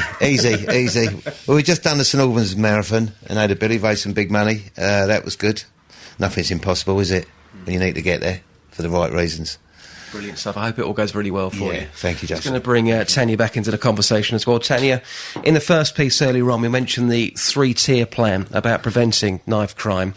You've also got a very interesting idea with the charity about employing retired teachers to go into schools. It's called the Attention and Detention Focus. Just tell us quite briefly how that would work. Yeah, it's very much in its concept stage, and what we'll initially do is roll out a pilot first, but it's really it's reaching out to the children that generally get detentions all the time. And what will happen is we will recruit retired teachers to go into a school. Ideally, what we'd like is to have that one-to-one focus where we get a retired teacher that will sit down with that child. Now, it's very much looking at giving them extra help with reading, writing and arithmetic. And it would be very much led by either their head teacher or their tutor as to which area, the child really needs to sort of focus on. It could well be, sometimes there might be problems at home that the school's completely unaware of, and, grades might just be dropping and that they're becoming disruptive in the class. It could be that they just need that extra little bit of help. I've looked at the website in detail. It's a very moving website. Some lovely photographs on there as well. As we look around the living room here, just surrounded by photographs of Billy. You're so keen to keep the name alive, to move forward and hopefully prevent this happening to anybody else. If anybody wants to look at the website, and let's try and get as many people to look at that today, can we have the website address? Of course, it's www.billyswish.co.uk, and I'd just like to thank everybody that's visited the site so far. I mean, I keep looking at the numbers and I can't believe how quickly they're going up, and so far we've had just over 11,000 page views in just 1 week, and he's going across the globe as well. Yeah, absolutely, and £5,000 since February, which is incredible. It's absolutely amazing. I just want to thank each and every one of the public that's donated, because we can't do this without them, and and Billy was really special to us, and we just want to thank them from the bottom of our hearts, for letting us, for helping us create this legacy for him. Sad, isn't it? I just billyswish.co.uk is the page. I've got it up in front of me now, and there's just some lovely pictures flashing across the screen. If you want to have a look, billyswish.co.uk. Got an email from Andrea. I've just listened to Paul and Tanya, and all I can say is that I'm so proud of my friends. The way they spoke about Billy, he would have been so proud of them all. And also Sally and Jen, they're all working hard for Billy's wish, and they've done Billy proud. It should never have happened, and he didn't deserve it, but everyone is working so hard to make Billy's wish a success. Well done to Paul, Tanya, Sally and Jan. Proud of you all. Love, Andrea Gray. OK, moving on. John Terry is waiting to find out if he'll be found guilty of racism. Closing arguments have been heard in the former England captain's trial. He's accused of racially abusing Anton Ferdinand in a match between Chelsea and QPR last October. Our reporter Jonathan Blake has been following the trial at Westminster Magistrates Court. What did the prosecution say in their closing statement, Jonathan? Well, Ian, the prosecution lawyer Duncan Penny said that John Terry was guilty of straightforward racism in that match when he shouted at Anton Ferdinand. He said the player was fed up with being taunted about claims he'd had an affair with his teammate's ex-girlfriend, and he lashed out at Anton Ferdinand, saying, "and yours," before using the racist insult. Now, John Terry claims it was, in fact, Ferdinand who used the racist language first, and that he was only repeating it back to him, asking if that's what he'd said. But the prosecution said it was unlikely that Anton Ferdinand would have had the motivation or the sophistication to do that. What about the defence? Well, the defence said that the case was in fact not about racism. George Carter Stevenson, QC, summed up by saying that the prosecution's case was based on speculation and that they had conceded during the trial John Terry wasn't a racist, and there was an abundance of evidence to prove that. He said it was inconceivable that taunts from Anton Ferdinand had made John Terry snap when he'd heard similar things on the pitch hundreds of times before. And he made reference to John Terry's record as a player, saying that in 600 matches he had only been sent off 4 times and never for his use of language. When is the verdict due? We should get the verdict this afternoon, just after lunch. The Chief Magistrate, Howard Riddle's expected to deliver it, and John Terry denies the charge. Thank you very much. That's Jonathan Blake, who's been following the trial of John Terry at Westminster Magistrate Court. Now, you've been texting in your droves and emailing. I appreciate it. Thank you so much. I'm going to rattle through these. Apologies if I miss any, because we have had so many. And apologies, they're going to be all over the shop, because, let's be honest, today's show has been a real hodgepodge of of content. We've gone from chicken pox to sat-navs to snails to all kinds of things. Judy texted on 81333, starting her text 3CR. My husband doesn't trust sat-nags, as he calls them. Oh, I turned the voice off on my sat-nav. Always turn the voice off. I don't want to be told. I just want to look. Sat-nags. He bought a new atlas last week. Even though maps need updating from time to time, so do sat-navs, and they do not always show new roads. Do you know what? That's true. My sat-nav has got to be 7 years old. It is well out of date. But to update the maps, you've got to pay loads of money. So I'm not going to do that. So there are quite a few streets that are now one-way streets that it doesn't recognise as being one-way streets. Vera says, calamine lotion, you don't wash it off. Vera, really? Because I remember as a kid, you put it on, this is for the chicken pox, you put it on, and then it dries and it becomes like a hardened crust on your skin. Vic says, snails, they can take my snails any time. They can have the slugs as well. Are slugs a delicacy anywhere? I don't think they are.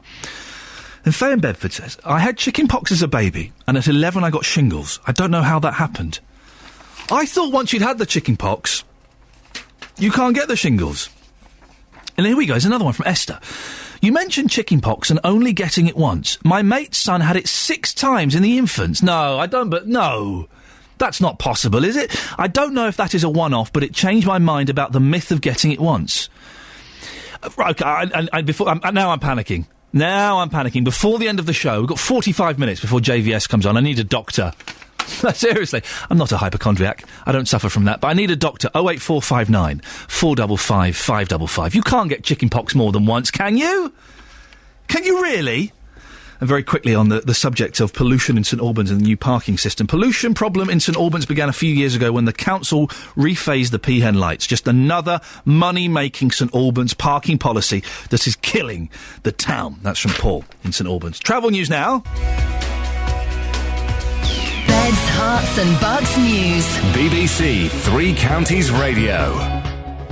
The headlines this morning on BBC Three Counties Radio. Hertfordshire police have launched a murder inquiry after the death of a man who was found seriously injured at a house in Hatfield. The man, who's not yet been named, was discovered at 11:30 on Wednesday night after police were called to reports of a disturbance at an address in the Northfield area of the town. The man was taken to Lister Hospital in Stevenage but died shortly afterwards. A couple from a Bedfordshire travelling family are in jail this morning after being convicted of holding 2 men in servitude and making them carry out forced labour. 34-year-old James John Connors is serving 11 years, while his wife, 31-year-old Josie, has been jailed for 4. In sport, British riders Bradley Wiggins and Chris Froome occupy the top 2 places in the Tour de France after an excellent day for Team Sky on stage 11 in the Alps. Wiggins leads by just over 2 minutes from teammate Froome after defending champion Cadel Evans cracked on the final climb to slip 4th. There's a full sports bulletin in 15 minutes. Coming up, we'll be speaking to people in St Albans about a potential new parking scheme in St Albans. Residents could be charged different amounts for parking outside their house depending on how big their car is.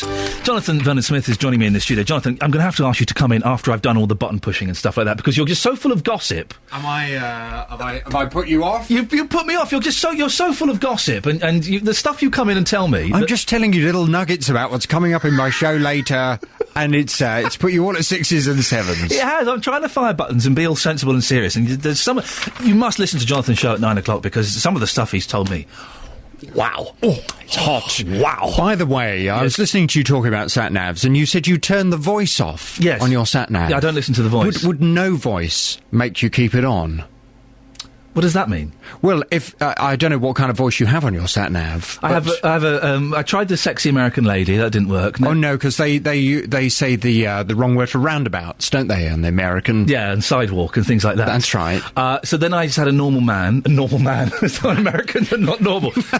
And then I just. I'm so not going to be back here after the end of my stint.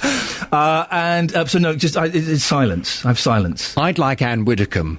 Don't you think? Turn right. I'd love that. Do you think Anne Widdecombe's done it? I don't think she has. That's on the record. The voice, no. She probably would for money. Well, I'll pitch it to her, shall I? Yes, I think she probably Occasionally I speak to Anne Widdecombe, so I'll suggest. Do you really? I do. Are you friends with Anne? No, I wouldn't go that far. Okay. I once played the hokey cokey for her. Coming up at 9 on the big phone-in, are you excited about the Olympic Games yet? 2 weeks today sees the opening ceremony of the 2012 Olympics. You've been discussing this morning, Ian, I know, but a survey claims there's continuing cynicism about the Games amongst the population. A poll carried for the BBC News suggests the majority of British adults thinks the Olympics are about big businesses rather than local people. Well, you were talking about this earlier. We saw in Beds, Herts and Bucks a very successful Olympic torch relay. Very successful. You were saying you weren't excited about it, but the Olympic torch made you excited It totally... I'm a cynical old so-and-so, and I totally got sucked up into it and enjoyed it. Well, I wonder, now we're still, we're still feeling the effects of the Olympic torch travelling through our streets of Beds, Herts and Bucks. Are we now all whipped up into a frenzy about the Olympics? Are you really looking forward to it? Or are you one of those people who's thinking, oh, God, you know what, the sooner it's over, the better? Are you excited about the Olympic Games yet? It's the big phone in 08459 455 555. I'd love to hear from you at 9. Thank you very much, Jonathan Vernon-Smith. It's always worth a listen. Let's go to... we've got... before we go to the weather, we've got Joan in Uxbridge. Hello, Joan. Hello. Joan, what can I do for you? Nothing, just to tell you that you can get calamine lotion with oil added. So it doesn't form a crust? So it doesn't form a crust, and it's much more soothing going on, if you ask your chemist. Joan, I shall check that out, thank you. You've all been so kind with your help for my little boy, and when I go home and tell him all of this, I'm sure he will... Well, he won't acknowledge it, he's only 2.5. But Joan, thank you very much. So there is now calamine lotion. Why do I always want to say chamomile lotion? I've always said chamomile lotion, and it isn't. There is calamine lotion with oil in it. That's always good to know. Beds, Herts and Bucks weather. BBC Three Counties Radio. Surely you've got to be looking up.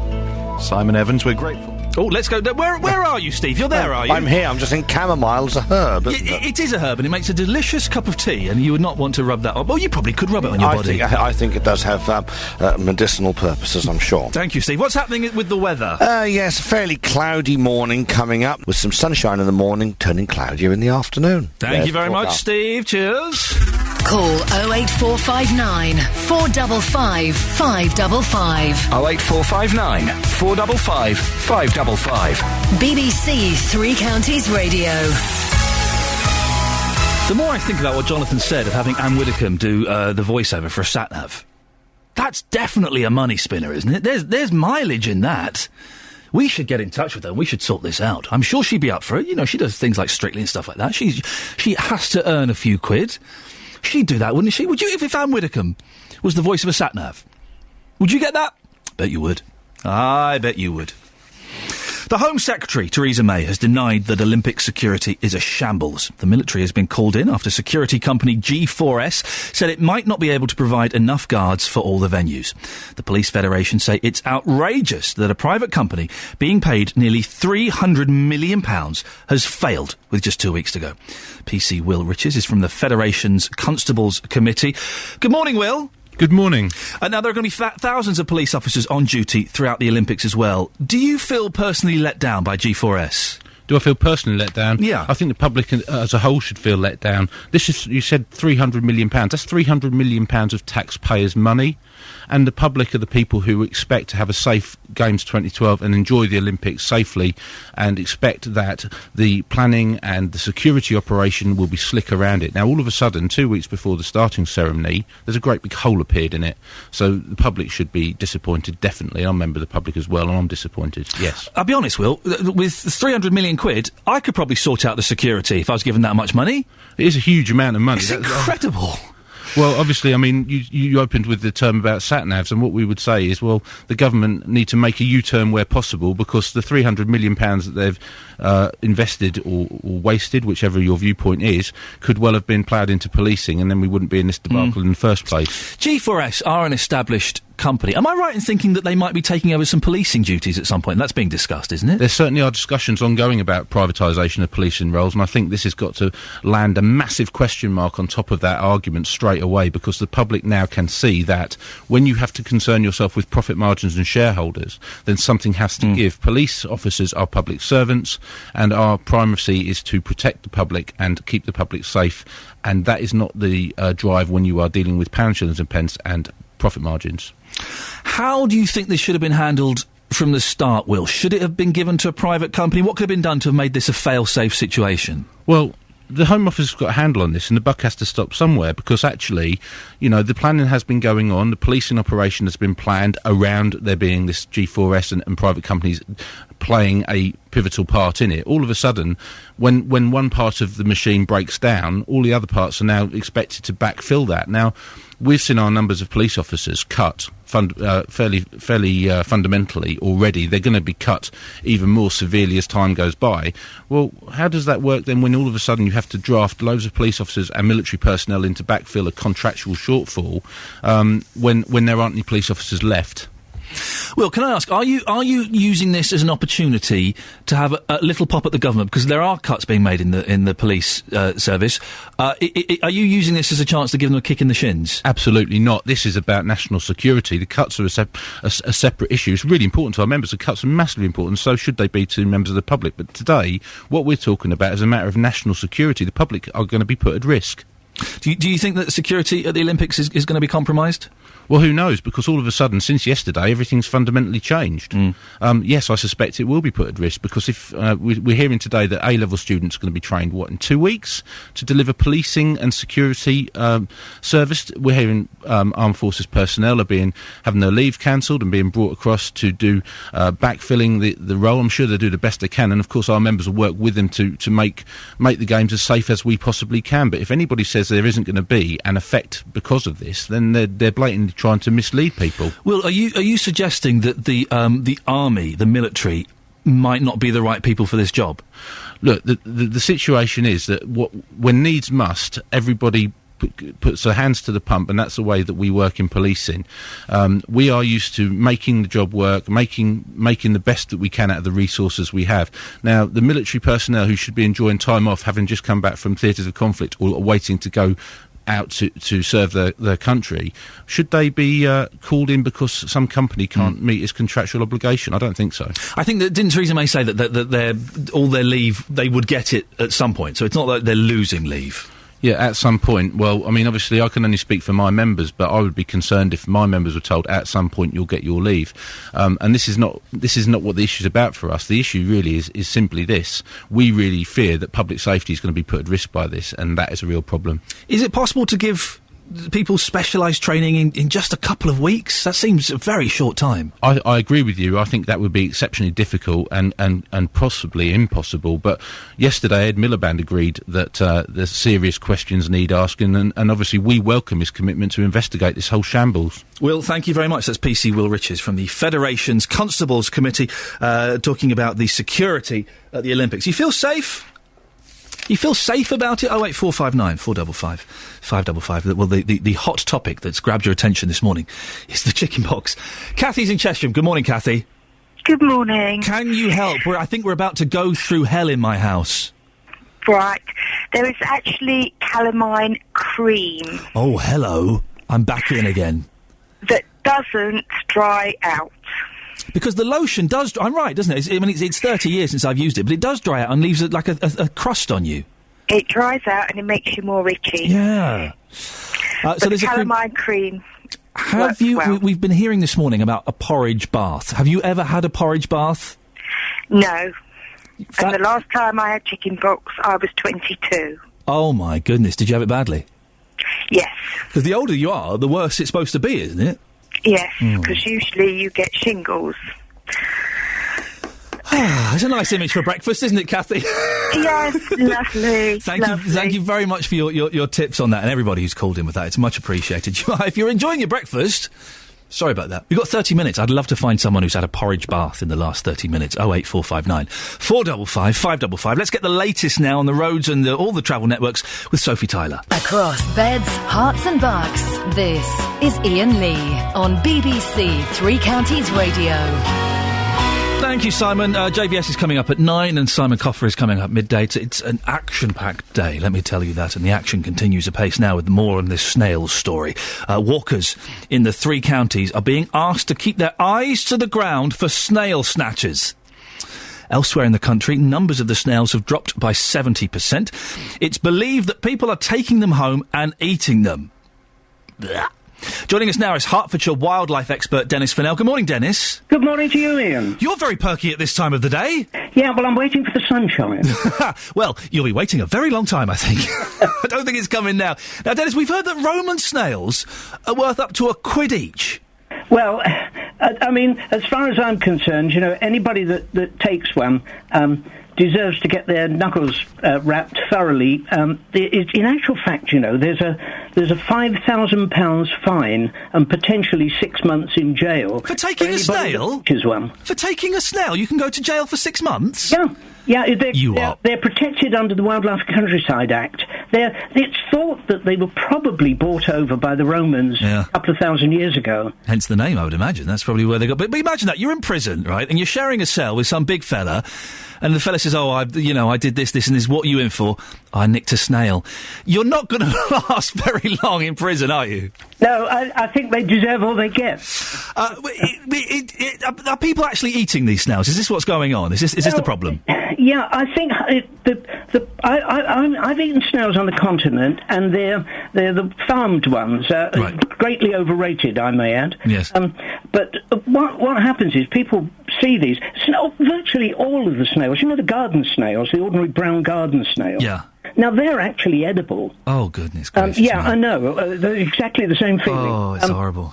But if you pick something up in the countryside, you don't know what it had for its last meal. It may have had a highly poisonous plant, and this is sitting happily in its gut, waiting to go through, and then you eat it.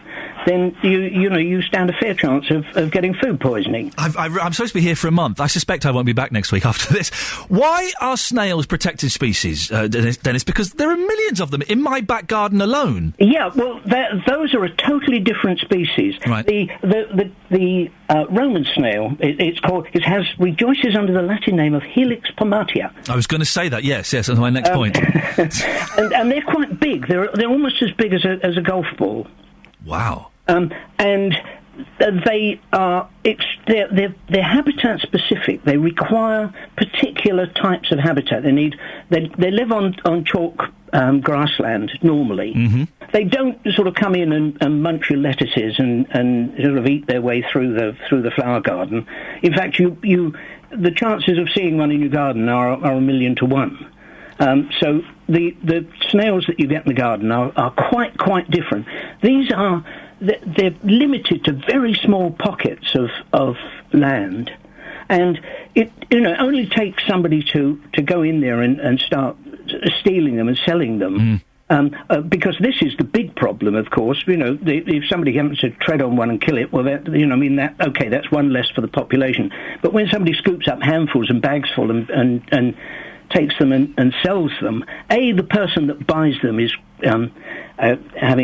creating a criminal offence. Yeah. But what is happening anyway is that you're taking something out of the environment that's been there for 2,000 years, and lots of other things, wildlife, depend on them.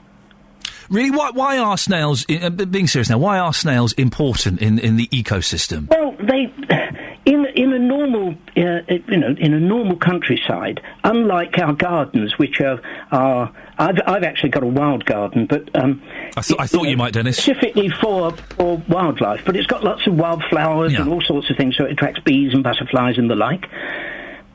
I don't get any problem with snails and slugs because they're eating the sort of stuff they were designed to eat. Okay. Now, when you sort of kill the fatted lettuce and stick it in the garden, the snails think, "Oh, Christmas," and they've got all this massive soft leaf stuff, which is how they work because their tongues are sort of long strips of file almost. Dennis, snails don't have tongues.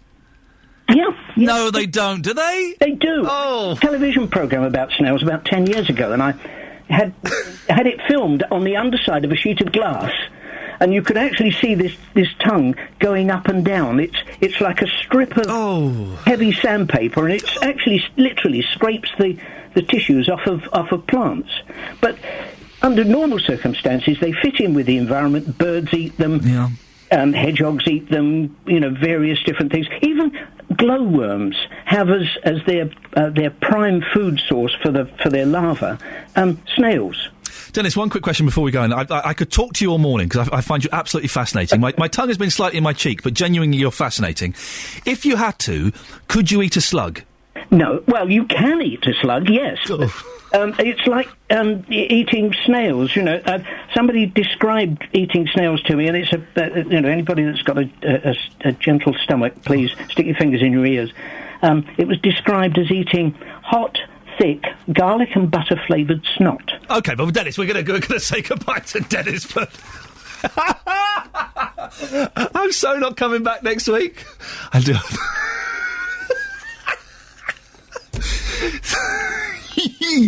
Thank you very much. That's Hertfordshire wildlife expert Dennis Fennell and his potty mouth. I do apologise if you're having breakfast. I do apologise.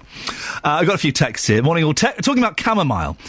We've used it on our eyes when we get an eye infection. Boil a cup of chamomile, let it go cold, take a swab, dip it in, and wipe your eye once in an outward motion.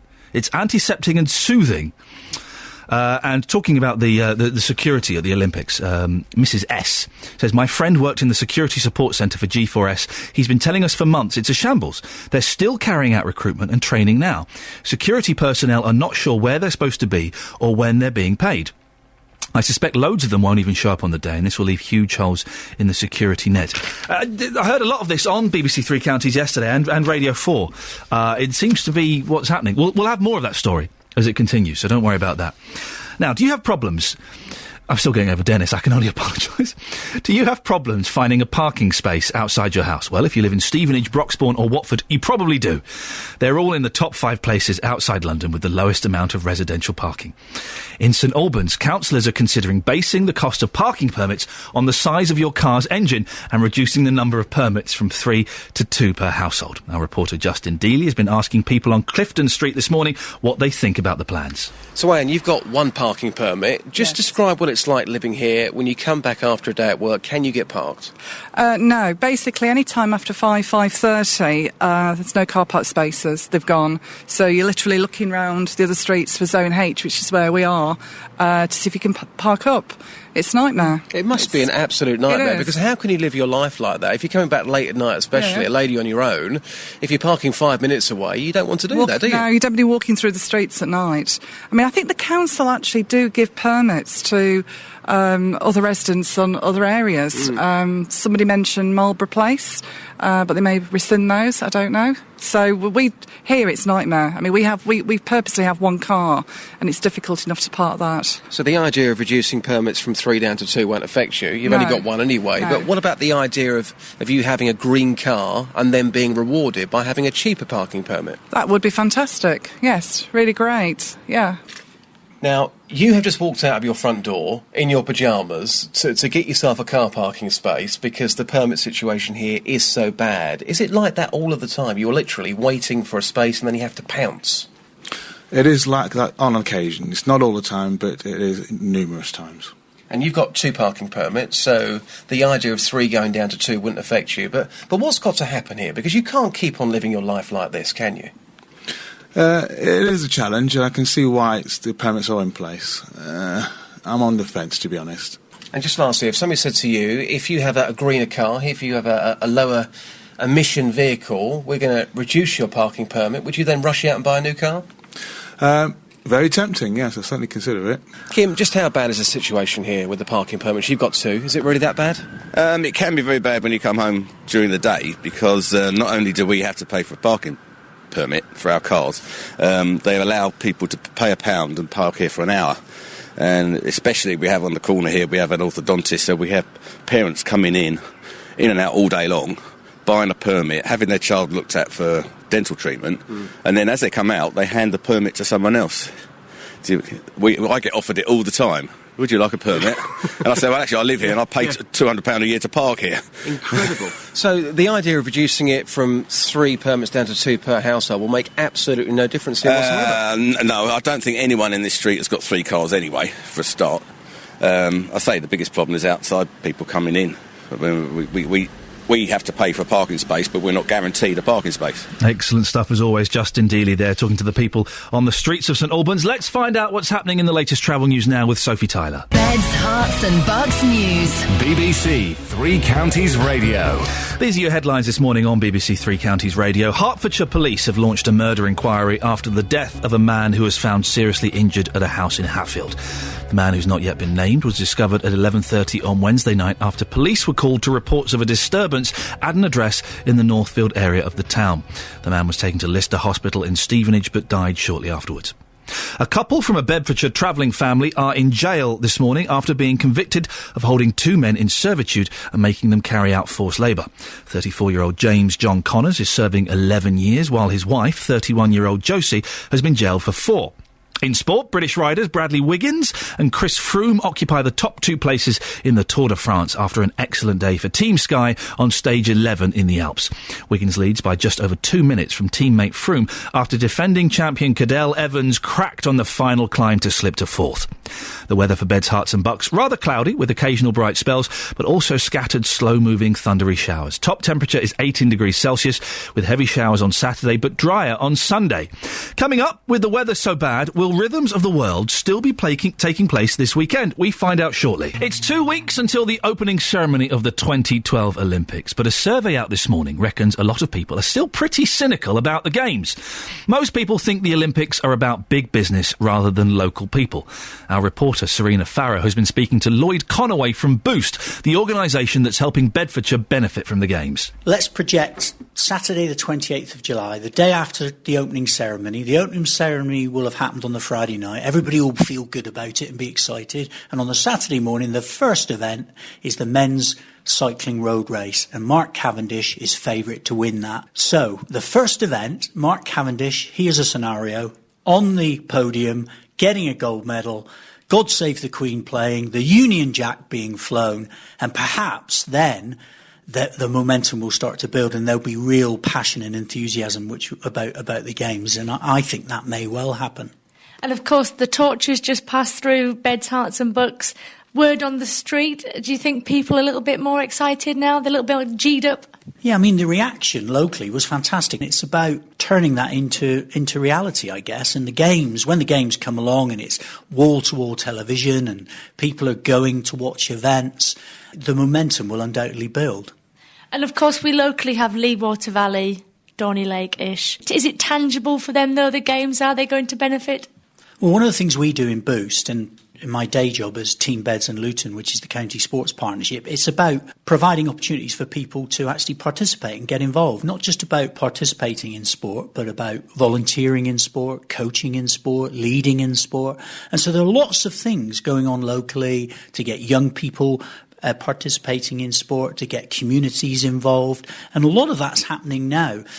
And then, of course, lots of people tell you stories about, well, we tried to get tickets and we couldn't get tickets. And there are huge issues for the games. But I think when the games get started, and the games will be fantastic, and I think people will be significantly enthused. And yeah, people have been coming up to me and saying, how can I get involved? What can I do?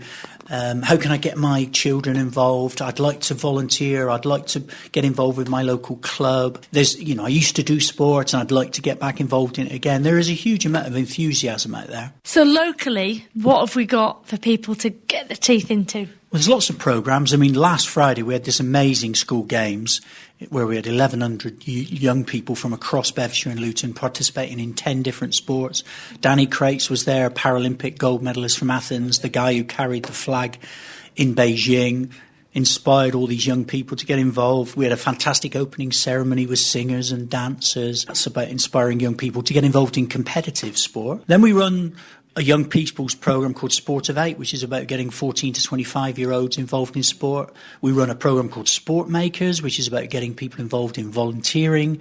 And then there's this new initiative that's rolling out at the moment, which is called Community Games, which is about working with villages and towns and communities across Bedfordshire and Luton. So if they've got a village fete or a village event, add a bit of sport onto it. We've got some funding that we can give to local communities to get involved. Jonathan is talking about this after 9 o'clock. He's asking, are you excited about the Olympic Games yet? 2 weeks today. 2 weeks today. It's gone quickly, isn't it? 2 weeks today sees the opening ceremony of the 2012 Olympics, but a survey claims there's a continuing cynicism about the Games amongst the population. A poll carried for BBC News suggests the majority of British adults, 2/3, think the Olympics are about big business rather than local people. Well, after a very successful torch relay in the three counties, it felt like more people are getting behind the Games, but this survey suggests otherwise. So JVS, talking about this after 9, he's asking, are you excited about the Olympic Games yet? I know that he'll want both sides of the argument to this. So if you're not sure, after 9, give him a call and have a chat with him. Now, look at this. Yes, the rain has caused havoc for outdoor festivals over the past couple of weeks. Probably the most distressing cancellation was that this didn't get to take place. Especially for you, I missed this. Apparently, Kylie Minogue and Jason Donovan were set to have a reunion in Hyde Park. Is that true? I didn't know that. I used to be a huge Jason Donovan fan. I remember having an argument in the sixth form at school with someone. Someone was going, well, Kylie's the better pop star. I said, whoa. Kylie's a pop star. Jason is an artist, and he'll be around for a long, long time to come. Boy, was I wrong on that. Wow.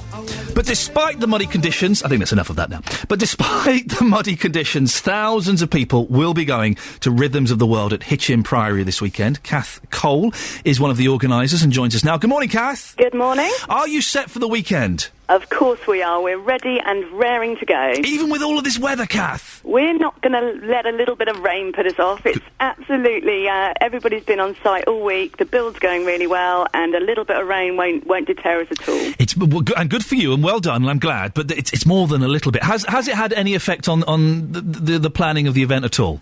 Yeah, we've got a lot of soggy volunteers on site, I have to say. Yes. But they're still smiling, which is always good. We've been very lucky, actually. The grounds have been draining really, really well. So even when we have had some rain, it is disappearing pretty quickly. So that's really good. And there was actually one day earlier in the week where it rained in Hitchin Town Centre and didn't rain on the Priory. Wow. So we do think somebody's looking down on us somewhere. Fantastic. What can we look forward to seeing this weekend, Kath? Well, we've got 140 acts over 2 days and 7 stages. So is that all? Exactly. Come on. I reckon there's something for everyone. Come and see me if you don't find something you like, I reckon. But we've got an amazing mix of sort of international artists, So we've got reggae legend Little Roy, and we've got award-winning Juju. So some amazing sort of international talent working alongside some real great local talent. Catherine, now I know you're not supposed to pick, but what's the thing? What's the thing that you're really looking forward to? Well, I have to say, we are really glad to be welcoming back Talk Tambor, our Brazilian drumming group, who unfortunately missed Rhythms of the World last year, and they're back with all their glory and all their fantastic carnival flavour. So they're going to be a sight to behold. But there's some brilliant local talent, some brilliant young talent as well. We've made a big effort to get some young talent on board again this year. I couldn't honestly pick. It wouldn't be fair with 140 acts to choose from, would it? Kath, you're right. Well done. Diplomatic answer. It's your 21st birthday. How are you going to celebrate?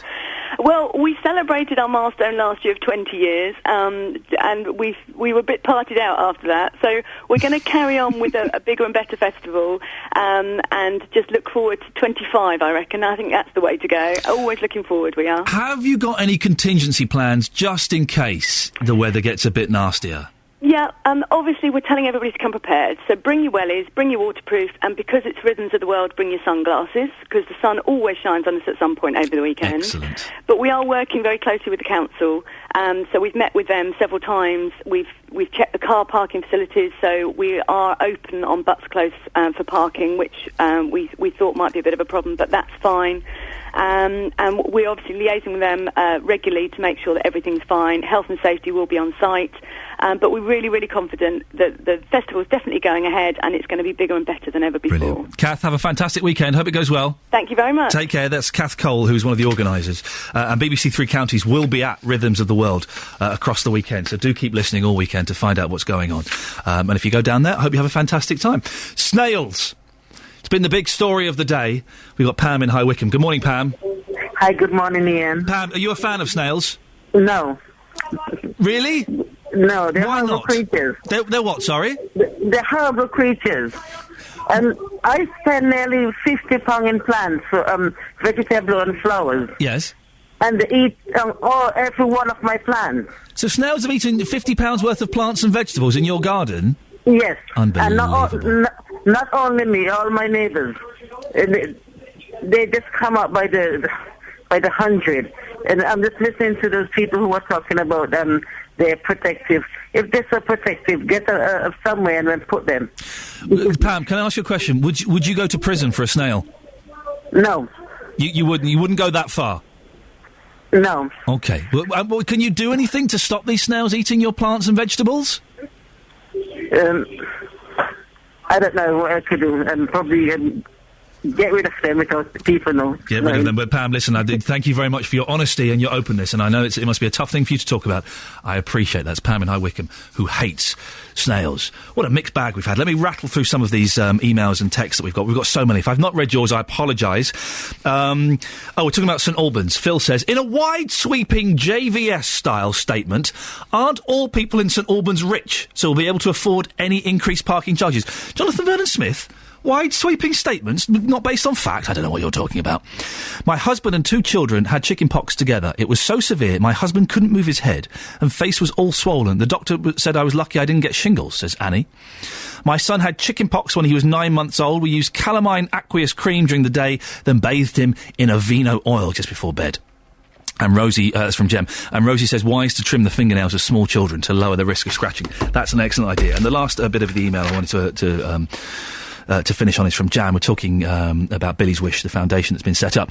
I feel so honoured to be their friend, was very humbled to be asked to become a trustee of Billy's Wish. We need to stamp out knife crime in our town and country and make people feel safe on the streets. The future of Billy's Wish is very exciting and so positive. I'm really proud to be a small part of this. This has been Iain Lee. If my boss wasn't listening today, I'll be back next Monday, so fingers crossed. So let's get the latest travel news now. Thank you very much, Sophie. Thank you everyone who called in today. I think we managed to get away with it, didn't we? Just about. I'm going to be bathing my boy all weekend, trying to ease his chicken pox. Do stick around, though. Jonathan Vernon-Smith is coming up very, very shortly, asking, are you excited about the Olympics? All of that and more after the latest news and sport. You're listening to BBC Three Counties Radio. Getting beds, hearts and bucks talking. This is BBC Three Counties Radio.